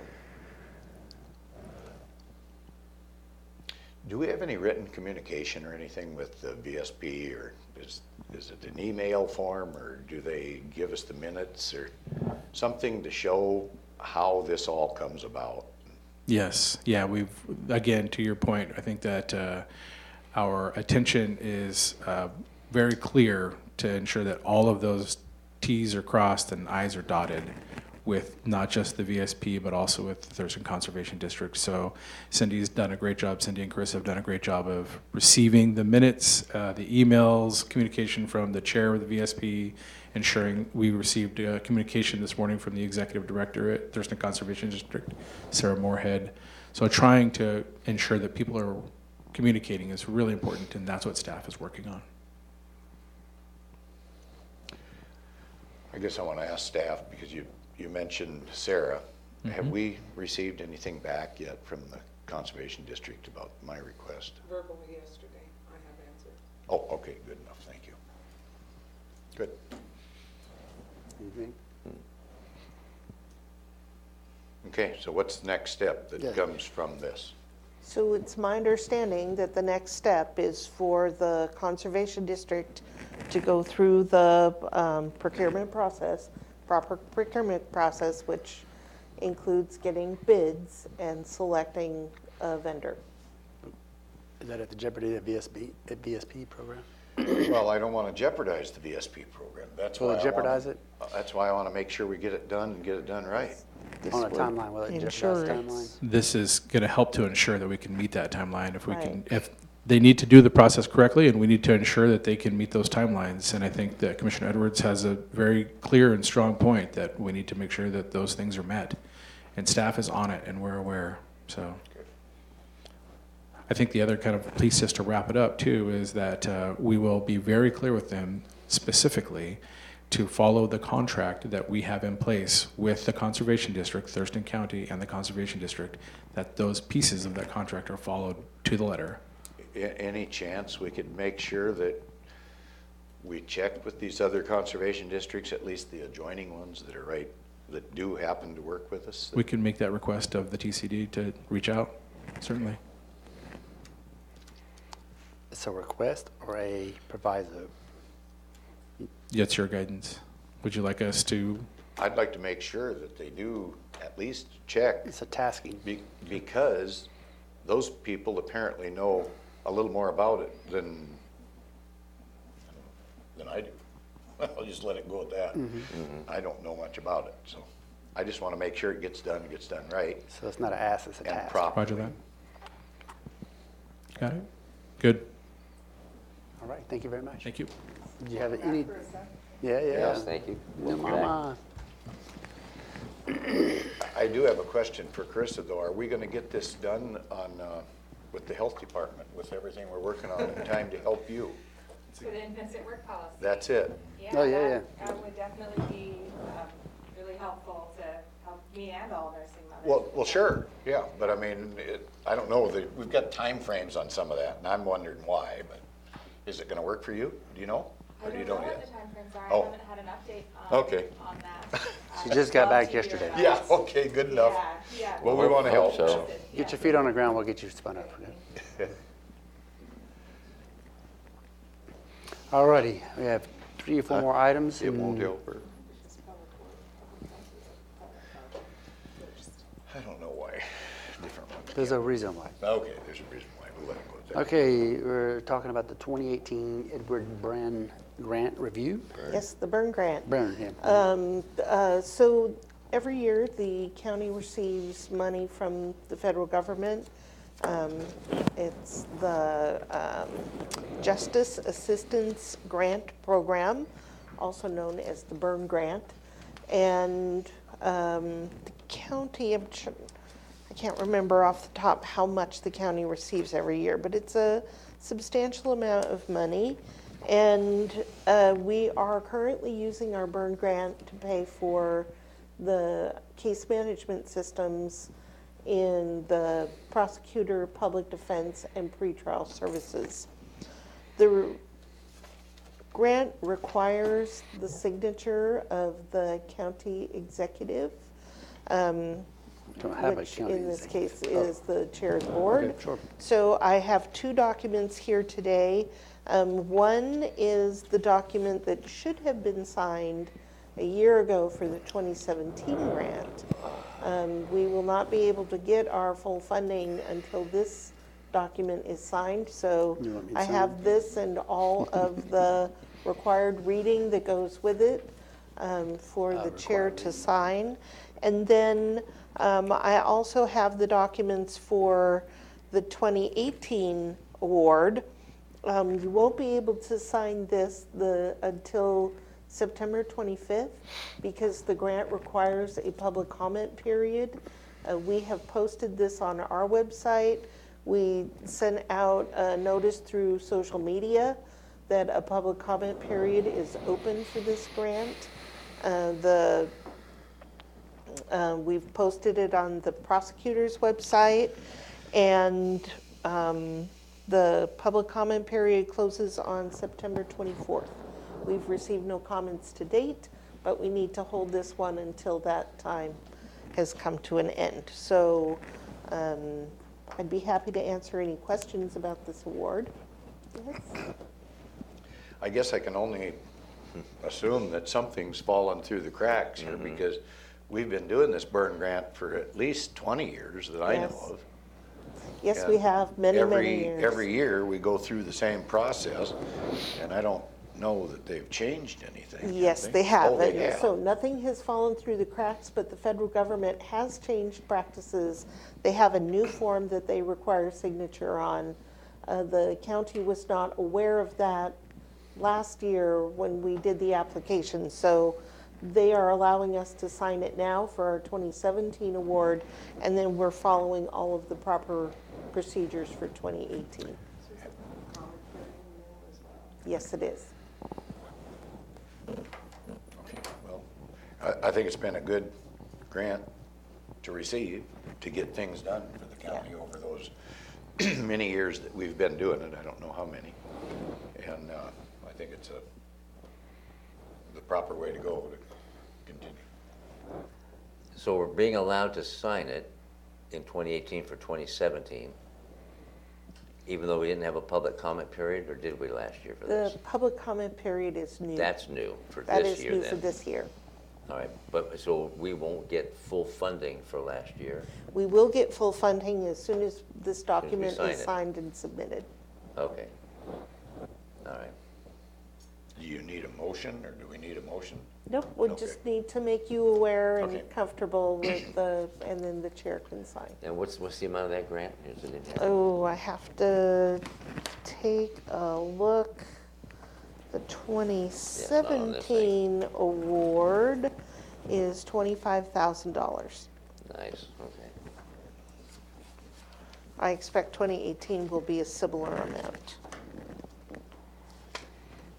Just take a look. And yes, it's roughly 25,000. Thank you. I have no questions, so we're good. Great. So I'm going to move on to item number 5, which is the organization together. It's a letter of support, and I'm not quite sure what it says, but there's a letter somewhere in here. Yes, in your packet, you I will see one find mistake already. 2 letters, one from actually 2 years ago, and then a new one for this year is the second document. And we have received a request That's old. from TRPC, That's correct right there. who will secure funding for the Rural and Tribal Transportation Program. This program, let's see, I'm not quite sure exactly what this program does, but it does assist with transportation efforts that improves the quality of life, provides access to vital services and employment opportunities, and helps create a vibrant and sustainable economy for rural and tribal communities in Thurston. So part of the requirements of the award is that there is local match provided, and each of the jurisdictions in Thurston County provide some type of match. The match the county commits to is 20 hours of our TC-TV time, or now TC Media, is made available to TRPC in support of this program. So 2 years ago, I was authorized to sign. You'll see my signature on the page from 2 years ago, but this year we're asking commissioners to sign the commitment and the letter to together to grant the award. Out of what fund? This is, so we pay for TC Media out of our general fund. Oh, so there's not going to be any money changing hands? Right, It's we're just some going to time. pay that contract regardless. Okay. So it's part of those 1,700 hours. We commit 40 of those hours to this project. Okay. I'm getting a nod from over there by Megan that it's okay. Okay, I'm good with it. Okay, great, then we'll get your signature as soon as this meeting's Do you have over. an original or something? I'll be getting that from Okay. staff and get it around to you. Okay. We'll get that out today. All righty. All right. So get that out of the way. So now we're at item number 6, which is the advisory boards and commissions, and we need to go through it at least to see where we're at. And So you we'll want need Labanita? to grab Labanita. While you're grabbing her, I would ask that 2 additional items be added to the Okay, agenda sure. for this morning. Yeah. One is I've received a petition that I need to tell you about to create a lake management district on Summit Lake. And the second is to revisit the allocation of funds for your 2019-2020 budget. Okay, So which we one you want have to do those first? 2 items. While Robin, Labanita's getting set up, Yeah. let's knock out at least one of those. Yeah, let's knock out the Lake Management District, and I'm sorry I don't have copies. I don't have a letter per se. What I have received, though, from an organization who has called themselves Save Our Summit, these are petitions that have been signed by residents of the Summit Lake area. They are asking the county to take the steps to form a lake management district. Those steps would be that the board would hold a public hearing to receive public comment on the proposal, and then, depending on the feedback you receive at that hearing, you would place an item on a ballot that is sent to property owners of this area, the proposed district, and they would have an opportunity to vote on whether or not a district should be formed. The organization Save Our Summit has provided, in accordance with county policy, a $5,000 check that would pay for staff time that it takes to do the appropriate review of the petitions and create the resolution and hold the public hearing. And they are asking for us to go forward on that. So with your approval, we'll take the next steps and set up the public hearing and start to do the staff work on this. Is there some kind of an ordinance in place that requires citizens to compensate the county for developing something like this? Yes. And there's an ordinance or a state law? What is it? It is per county code. Citizens that are requesting a special purpose district have to pay a $5,000 deposit that we would charge our time against to do the staff work required to set the district up. Is that because of some legal requirement that one fund can't benefit another, or Well, it is, some of it those is that things in like part, that? yes. Yeah, that's part of that. I mean, I kind of hate to charge citizens for a service that, I mean, that's what we're here for, is to help them. But this is to establish a special purpose district that they would then take on and fund themselves, much like the Black Lake Lake Management District. Lawrence Lake's got one, Long Lake's got one. I mean, The others are a little different. They're managed by the county. This one would be a special purpose district where they would manage it themselves. We just need to launch it, if That would you only be will. Long Lake. Yeah, Only Long Lake has one that's uniquely managed by themselves. right. The others have But the yes, county there involved in is a some way. requirement when a group asks the county to do that work that they put down $5,000. So here's the petition and the money, and they're asking us to take the next how many steps. people signed the petition up Well, there? let's see. I mean, just roughly. I probably have about 25 or 30 petitions here, I'd estimate, I just mean, by looking at the And those staff. have like numerous signatures on each one, or per signature there's a petition? or- Each one is signed by a resident. And I'm not sure, part of the work that we do is to determine how many people would be in the district. A lot of this work has already been done. They've hired org support. So we have information from Craig Ottavelli on the work that's been done. He told me that I don't have the information in hand, but he told me how many signatures they needed, and this is an more than the signatures they needed to petition the county to take this next step. Okay. So for my curiosity, I get that more than is required for signatures, but I would like to see a document of some sort what those actual number is, even though there might be excess and all the other requirements. Right. Kind of a roadmap, if you will, written out what the steps are and all the requirements so that we can stay operationally sound, judicially sound, and financially sound as this goes forward. Having done one of these before, that's probably Right. the best way to set the course of this So action. that is part of the staff work that needs to be done on this. Okay, sure. And this would be assigned, I believe, to CPED, staff in CPED to take on the work to do the review and make sure that we've got everything in place. I can see public health, environmental health helping too, so to a degree, so. I'll make sure it gets to the right place to do the staff So work. from this, the next step is to get a department assigned as a primary and a supplement, okay. That's exactly right. And then we'll go forth with the So other step. the next step is to deposit the check. Well, Yeah. I'll let you, operationally, I mean. yeah, Exactly. sure. Yes, we got to assign it to the right people and make sure all the appropriate steps are followed. And we can certainly get a project timeline. That's what I'm talking about, for yeah, the yeah, board. and all the particulars that go with that. Right. Is there any issues with it for it leaves her hands or? No, I mean, Yeah. I didn't know we'd charge citizens to work for them.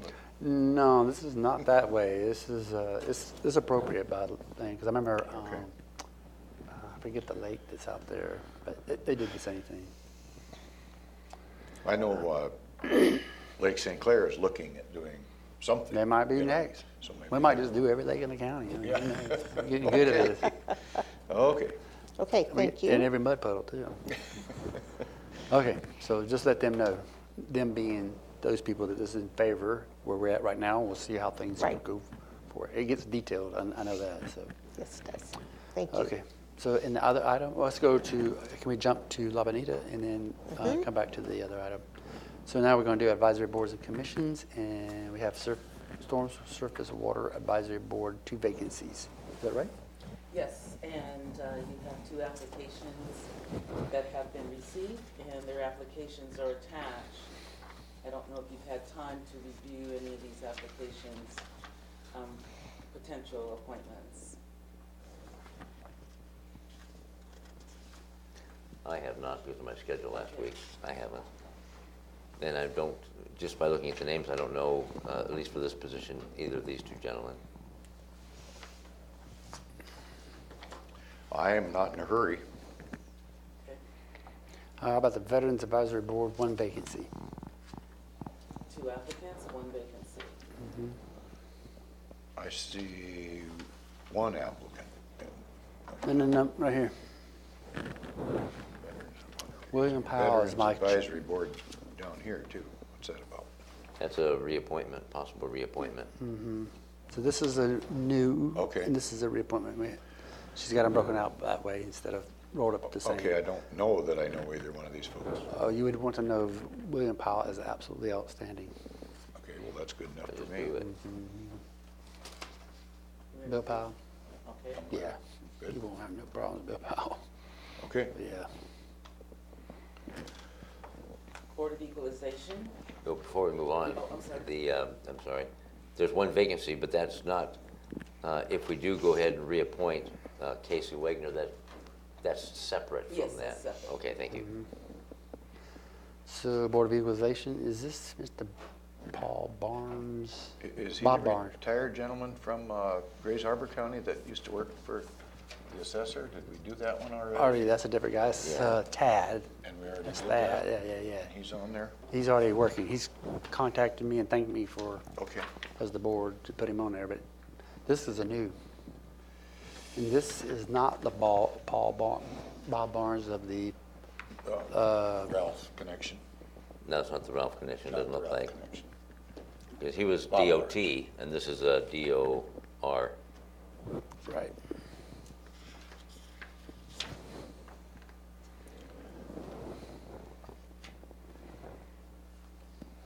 He's a popular name.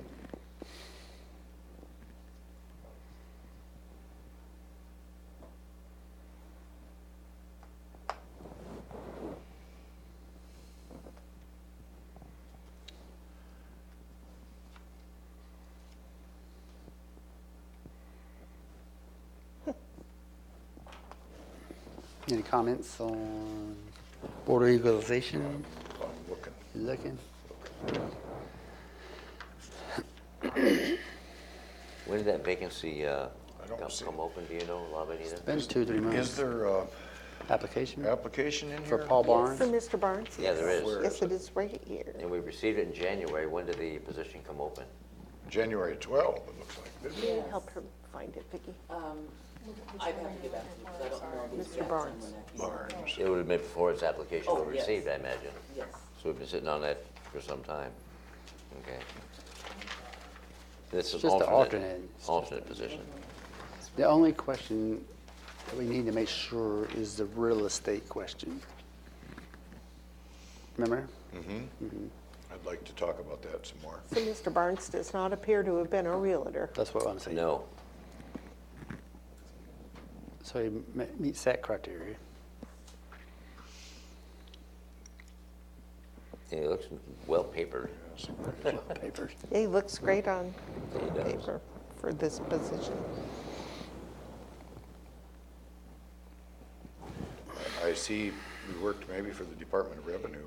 Is that the people that we were interacting with over some issues involving? 2 years ago. Yeah, 2 years ago? 18 months or 2 years ago. Is that the same body? That is the same Yeah. body, yes. But not the same people. Okay, I The mean, do you? Department of Revenue is a large big- yeah. state agency. Do either one of you gentlemen know this individual at all? I mean, I'd certainly like to know if there's any conflict like that that could be connected with it, because I know there was a rub between our board and the state board at some point. I don't know if that exists yet today or not. Oh, I don't think so. That was because the, A prior board member. yeah, prior board member, but yeah, I mean, yeah, I yeah. would like to Yeah. make sure, I'd just soon not rush into this, if we can Well, you can't, check that out. okay, I gotta get it, since there's no deadline, but I think September is the time to solve it at least. For any of our advisory boards or commissions, do we have a no conflict of interest? They sign those, no conflicts affidavit? I don't think so, Heard no. of anyone doing that, no. We don't have an affidavit per se, It might not be the but right word, but some type of a Disclosure. we- disclosure, something. we don't have them sign anything. Yeah. They would have to, is that something that the board is I don't interested know. in Well, I was thinking when I implementing? did the TST, I had to sign that same thing. So the And I know it keeps coming up TST here as a question, is there a conflict? So with the TST specifically, county code requires that there be a certain period of time that the board members, the TST committee members, have not done anything that would be in conflict with handing out money for the funding, TST. right, yeah. So that's a very special situation that the county actually wrote into county code. We don't have anything quite like that for our other committees, so that's not common. Yeah, okay. I just know it's come up so many times, I thought, why don't we just have them? Yeah, let me add to that thought. On our form for our citizen advisory board or commissions, committees that we're asking citizens to serve on, could we add a question, something like that? Is there any reason there could be a conflict or that would be perceived as a conflict or something? I think that's where you were going with this.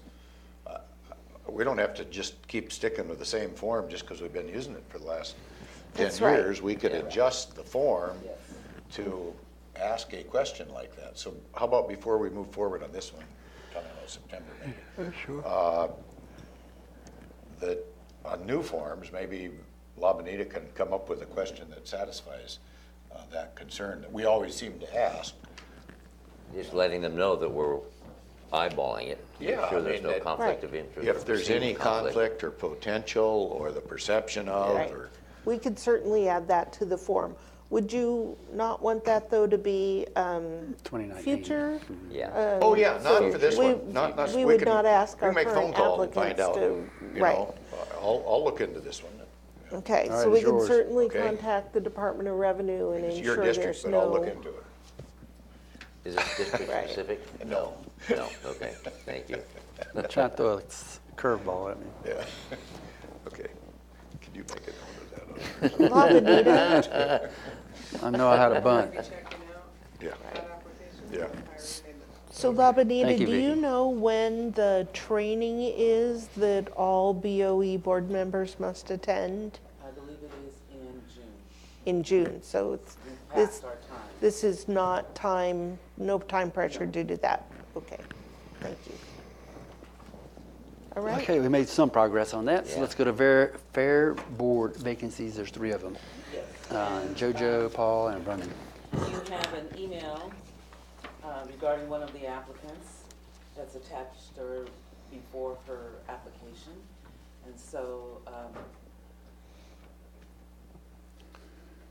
you might want to review this information. Is it to us or is it to Romero?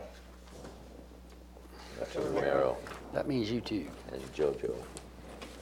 JoJo. I don't see it, JoJo. Tuesday.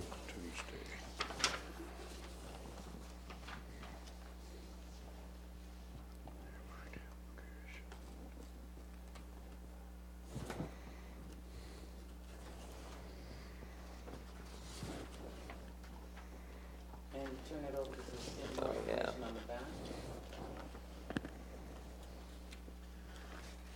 Okay.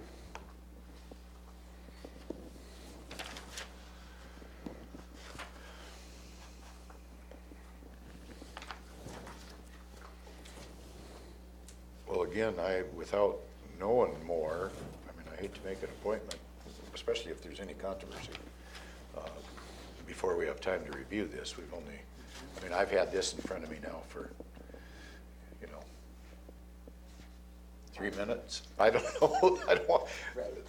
I'd like to know a little more before I make an appointment. Just, probably everything's good, but I don't know if everything. Well, I've had it for 3 minutes, and I'm not in favor of appointing this person to the Fair Board. Well, no, With 2 others. I'm not saying make an appointment to do it. I'm just saying I don't want to make a decision. JoJo.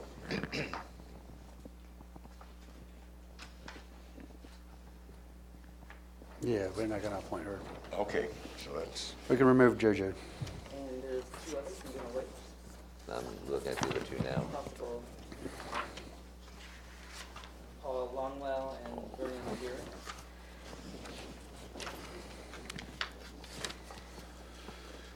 Labanita, have you heard from the Fair Board on the other 2? So there's a comment in regard to one of the applicants, but have they reviewed the other 2 applications? To my understanding, yes. Okay. I know Paul.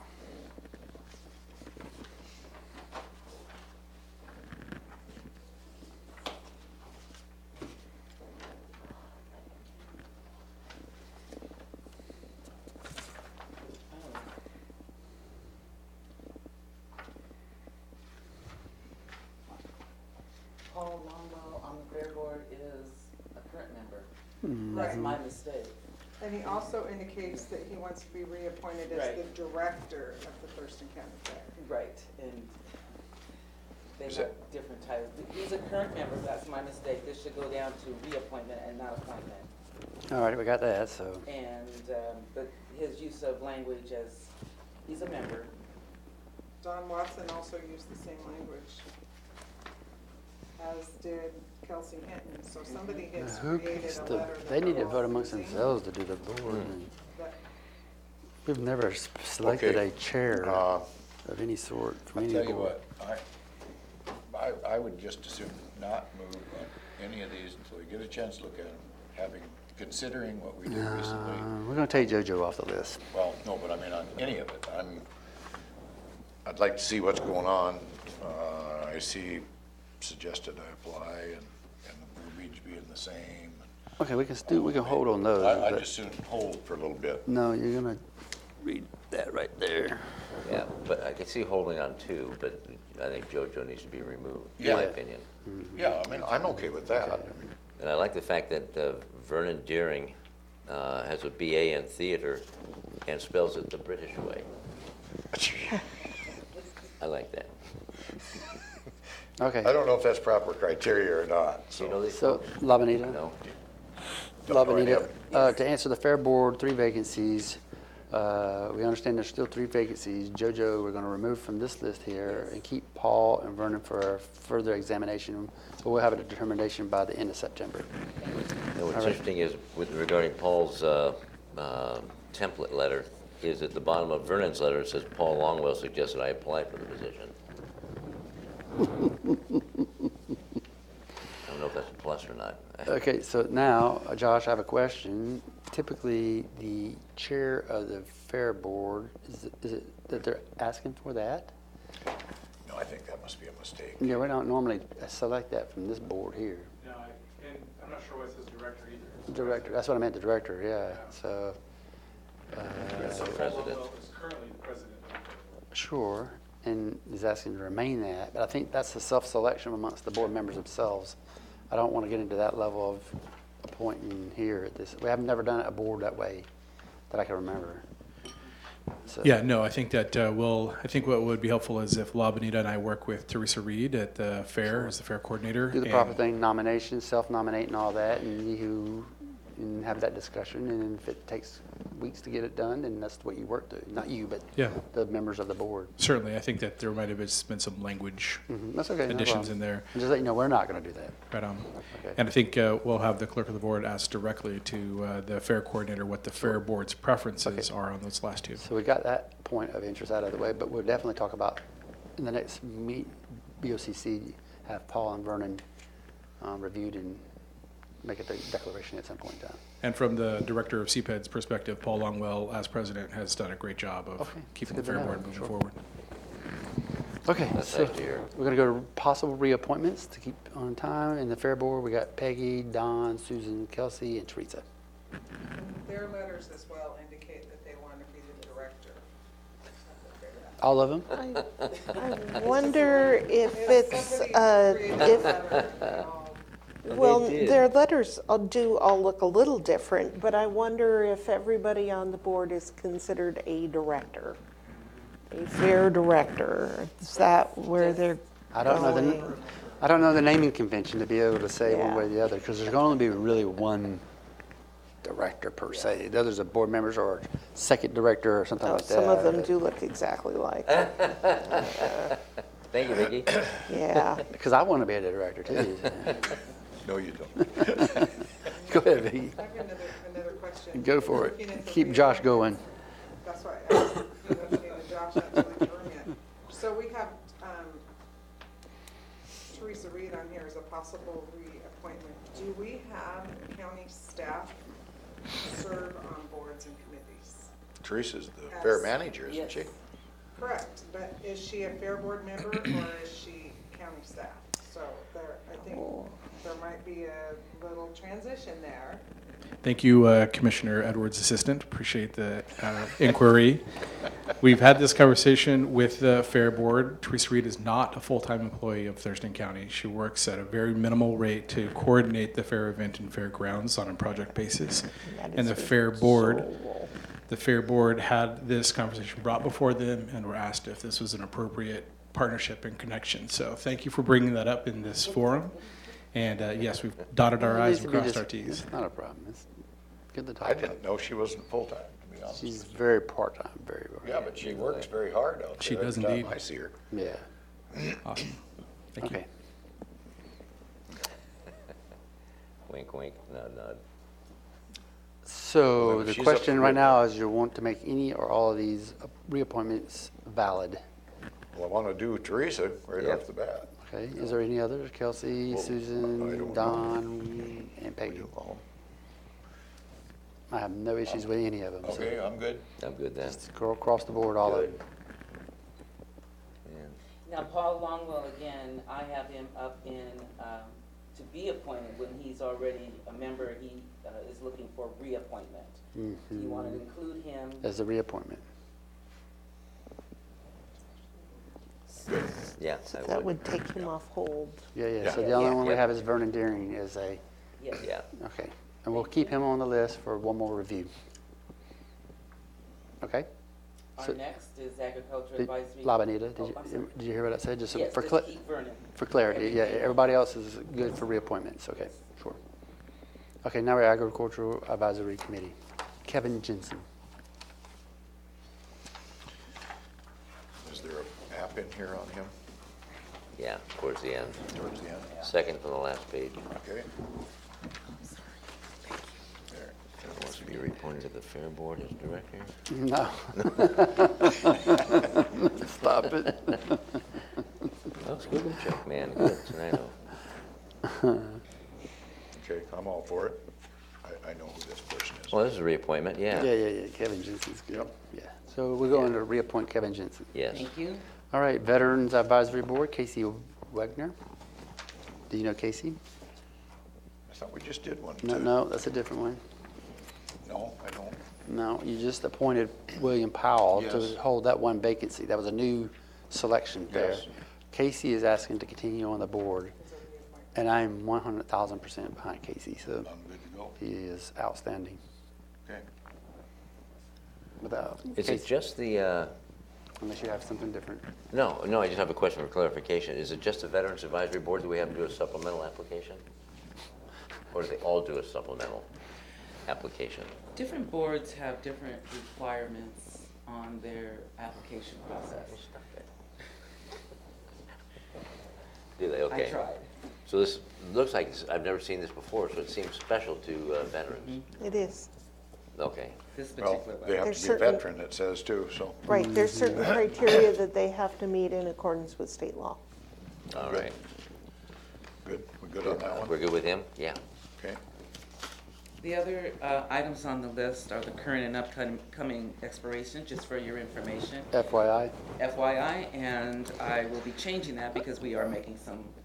Sure. Is the BOE the one alternate, the one you're mentioning above of, that's up at the top? Yes. Robert. Okay, possibility of Robert Barnes. Is that the same? Yes. Okay, sure, okay. Then we have noxious weed and then agritourism.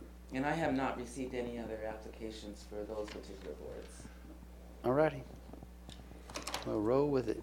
So can I just get a recap of what the decisions were on the Stormwater Advisory Board? Those are, Clayton Hill and Jeff Johnson are still for review. they're But on we- hold, right? Yeah, till the September. We'll try to conclude Okay, them by good. September. That was the one I missed. Short The- and Veteran Advisory Board, we're going to go That's with William. Mr. Powell? That's correct. Yep, but the BOE is on hold. Yep. The Fair Board, Remember- JoJo is a no, but Mr. Vernon is on hold. Yep. And Mr. Longwell is moving down to the reappointment section. And where is considered reappointed. all of the Fair Board members are reappointed. Yes. It's a yes to the reappointment of Mr. Jensen on the Ag Committee. Yes. And a yes to Ms. Wegner Casey Wegner, for yeah. Veterans Advisory Board. And then we have the two Yep. committees that are outstanding with no applications under upcoming. Well, actually, if you turn that over, there are Surface others water on the affairs. back. Oh, there are even more. Yeah. Yes. Oh, I see. Quite a Well, let's- few. Can we go ahead with your recap though, Robin? Because I don't know what we did with Vernon Deering. I have a question mark next to him. Mr. Deering is on hold. He's on hold, okay. Yep, for review, we're going to ask the Fair Board for their recommendation of his Okay, application. good, thank you.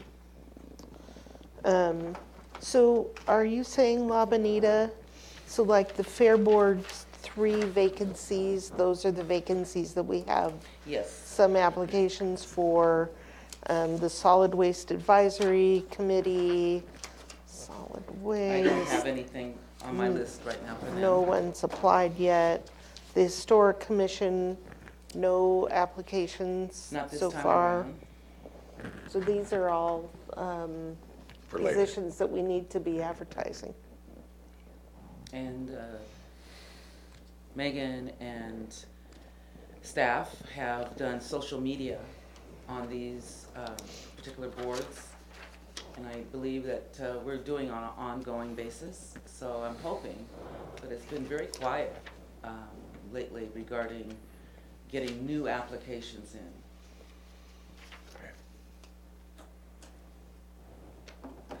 All right. Thank you.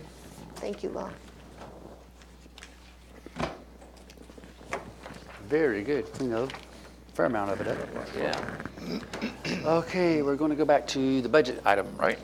The budget item, and I don't have anything Thank you, Josh. to hand out, but you may recall at the end of the day on Thursday of last week,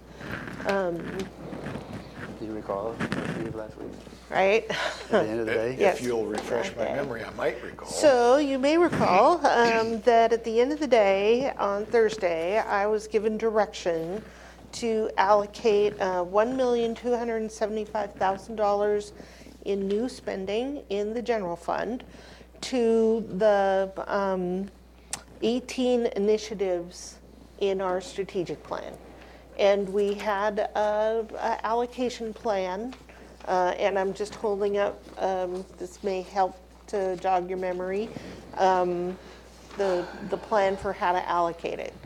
Well, when I went back and started to write up the instructions to send out to all of the offices and departments of next steps, what I realized is there is absolutely no money in this plan that goes to initiatives for the assessor, the auditor, and the treasurer. General government. That's our general government group. They are completely left out. And that causes some concern because there are important things that we need to consider, that you as a board need to consider in that area. So my proposal to you is to increase the spend to $1,350,000 and to add $75,000 to initiative number 13, which is informed and effective civic engagement, and have the money split between the legislative and the general government group. So that would increase that to $100,000 that would be split between those two groups. That's sufficient for them to get done what they need to? Well, it is a fraction of what they asked for, which is like every other Right. group, but it gives them something to work with and come back to the board with for consideration. Gary's got something to say. I guess, is there a reason to add money, because we're short of money, versus add those entities to that list of requests? And you're talking about bumping it 100, right? No. I'm talking about a bumping at 75,000. Okay. Is the proposal. I don't see where we've got the money to do any of it, the whole thing. I mean, I know we're doing that with, we're doing something on roads, taking some money out of there, We which are. causes a problem I for agree. future maintenance of our infrastructure. So I don't know that I'm in favor of increasing that. I'd be willing to add them to the mix, because I agree, general government is important to keep the rest of us functioning. Exactly. But I don't know if I want to take more money away from roads to supplement that. So I am not recommending more money be taken from roads. However, there is a small amount of money. It's hard for me to bring it up because it was presented to you in an executive session. But it is because the new information we have from the PEB board, there is a less of a cost increase for employee benefits. Okay. That creates a little bit of a room. little- It's not as much, not gonna spend as much on benefits.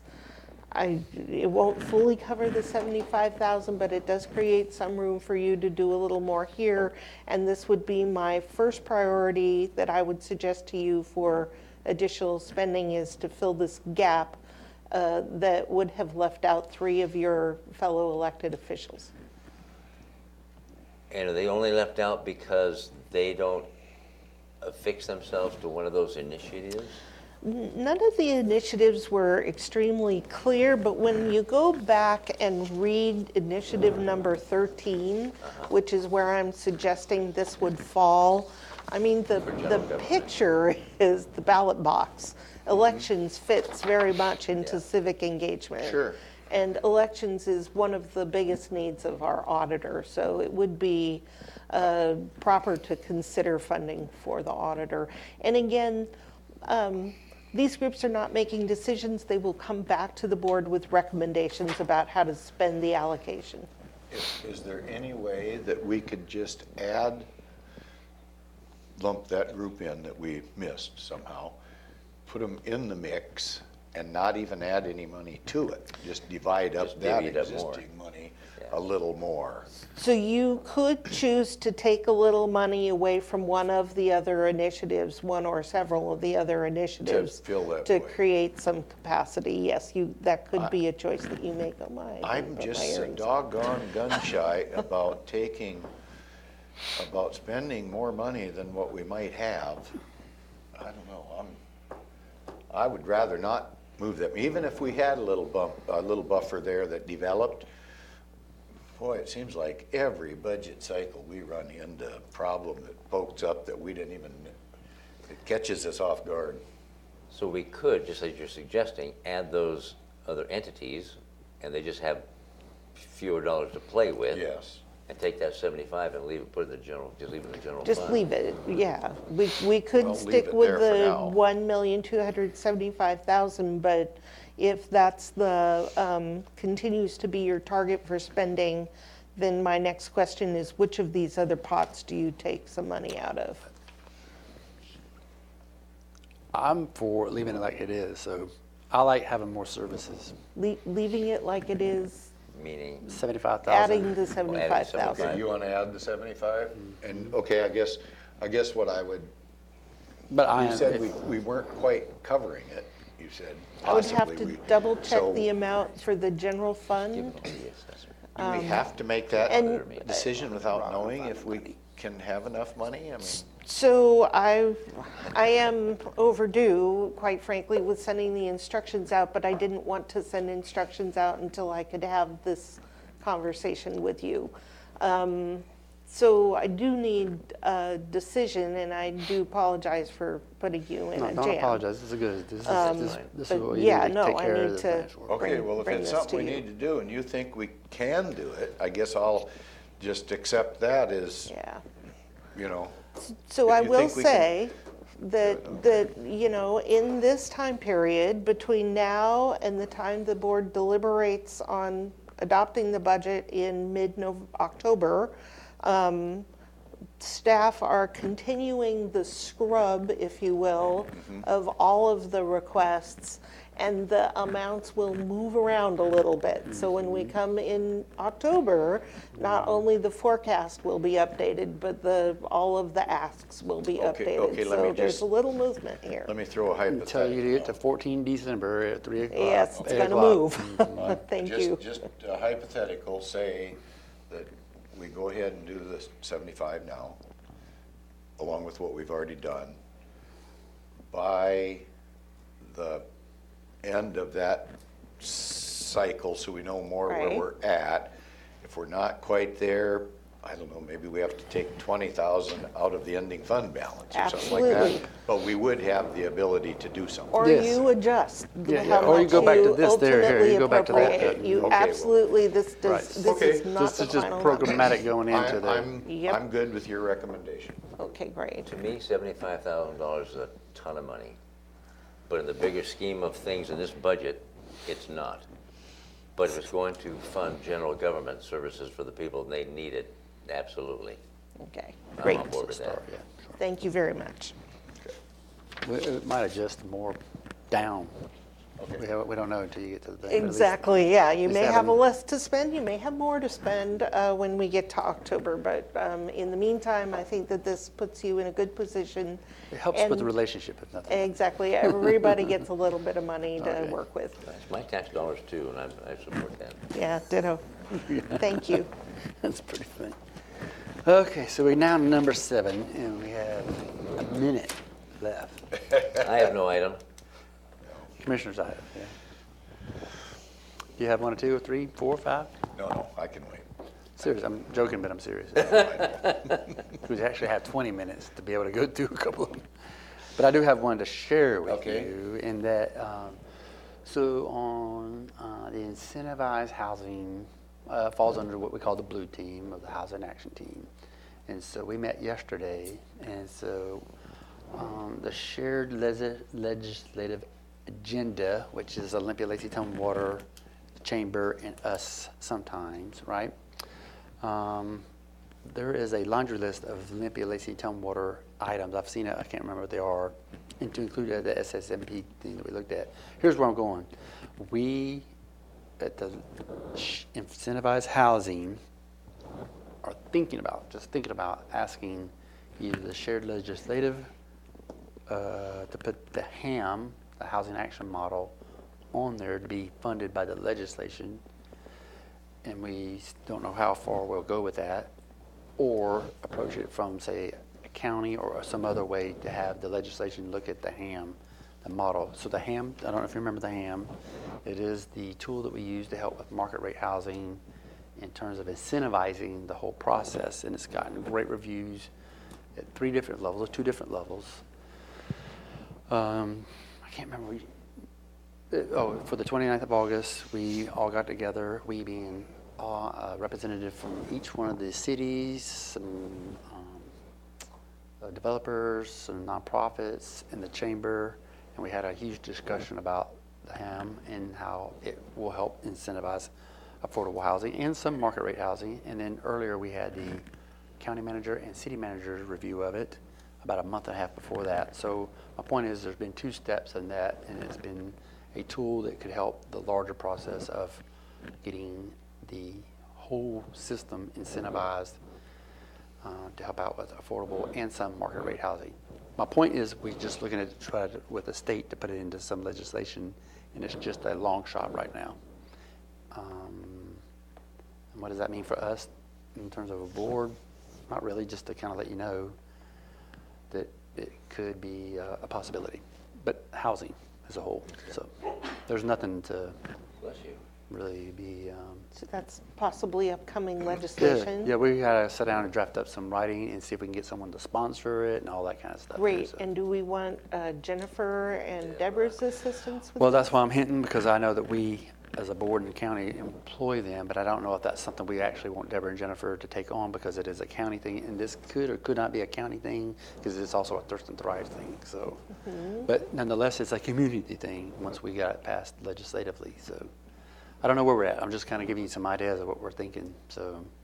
We feel we have a momentum of success right now. We're trying to take advantage of a larger process to be able to. Very good. So, yeah. Along with housing, I guess, I know the mayor from Olympia was concerned that maybe we do something with our juveniles. Yeah, what are your thoughts on that? Well,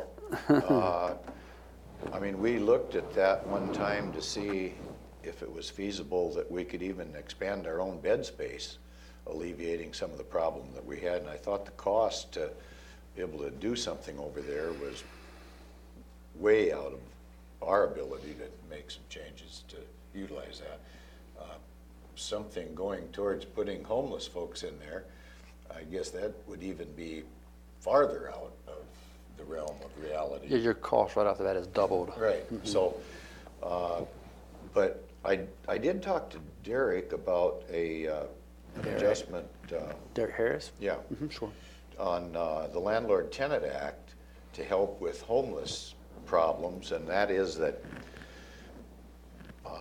it wouldn't cost any money, and if we had the ability to allow citizens that were willing to help out and give somebody that's on hard times, especially during the cold weather period, do we still call it the Code Blue operation? Yeah, there is a Code Blue. It's called Hazardous Weather Task Force. When that comes up, that the person that was going to be allowed to stay in somebody's garage or outbuilding or whatever it is, yeah, I know what you're talking about, could sign a recognition that they had to be out within 2 days or 72 hours or whatever.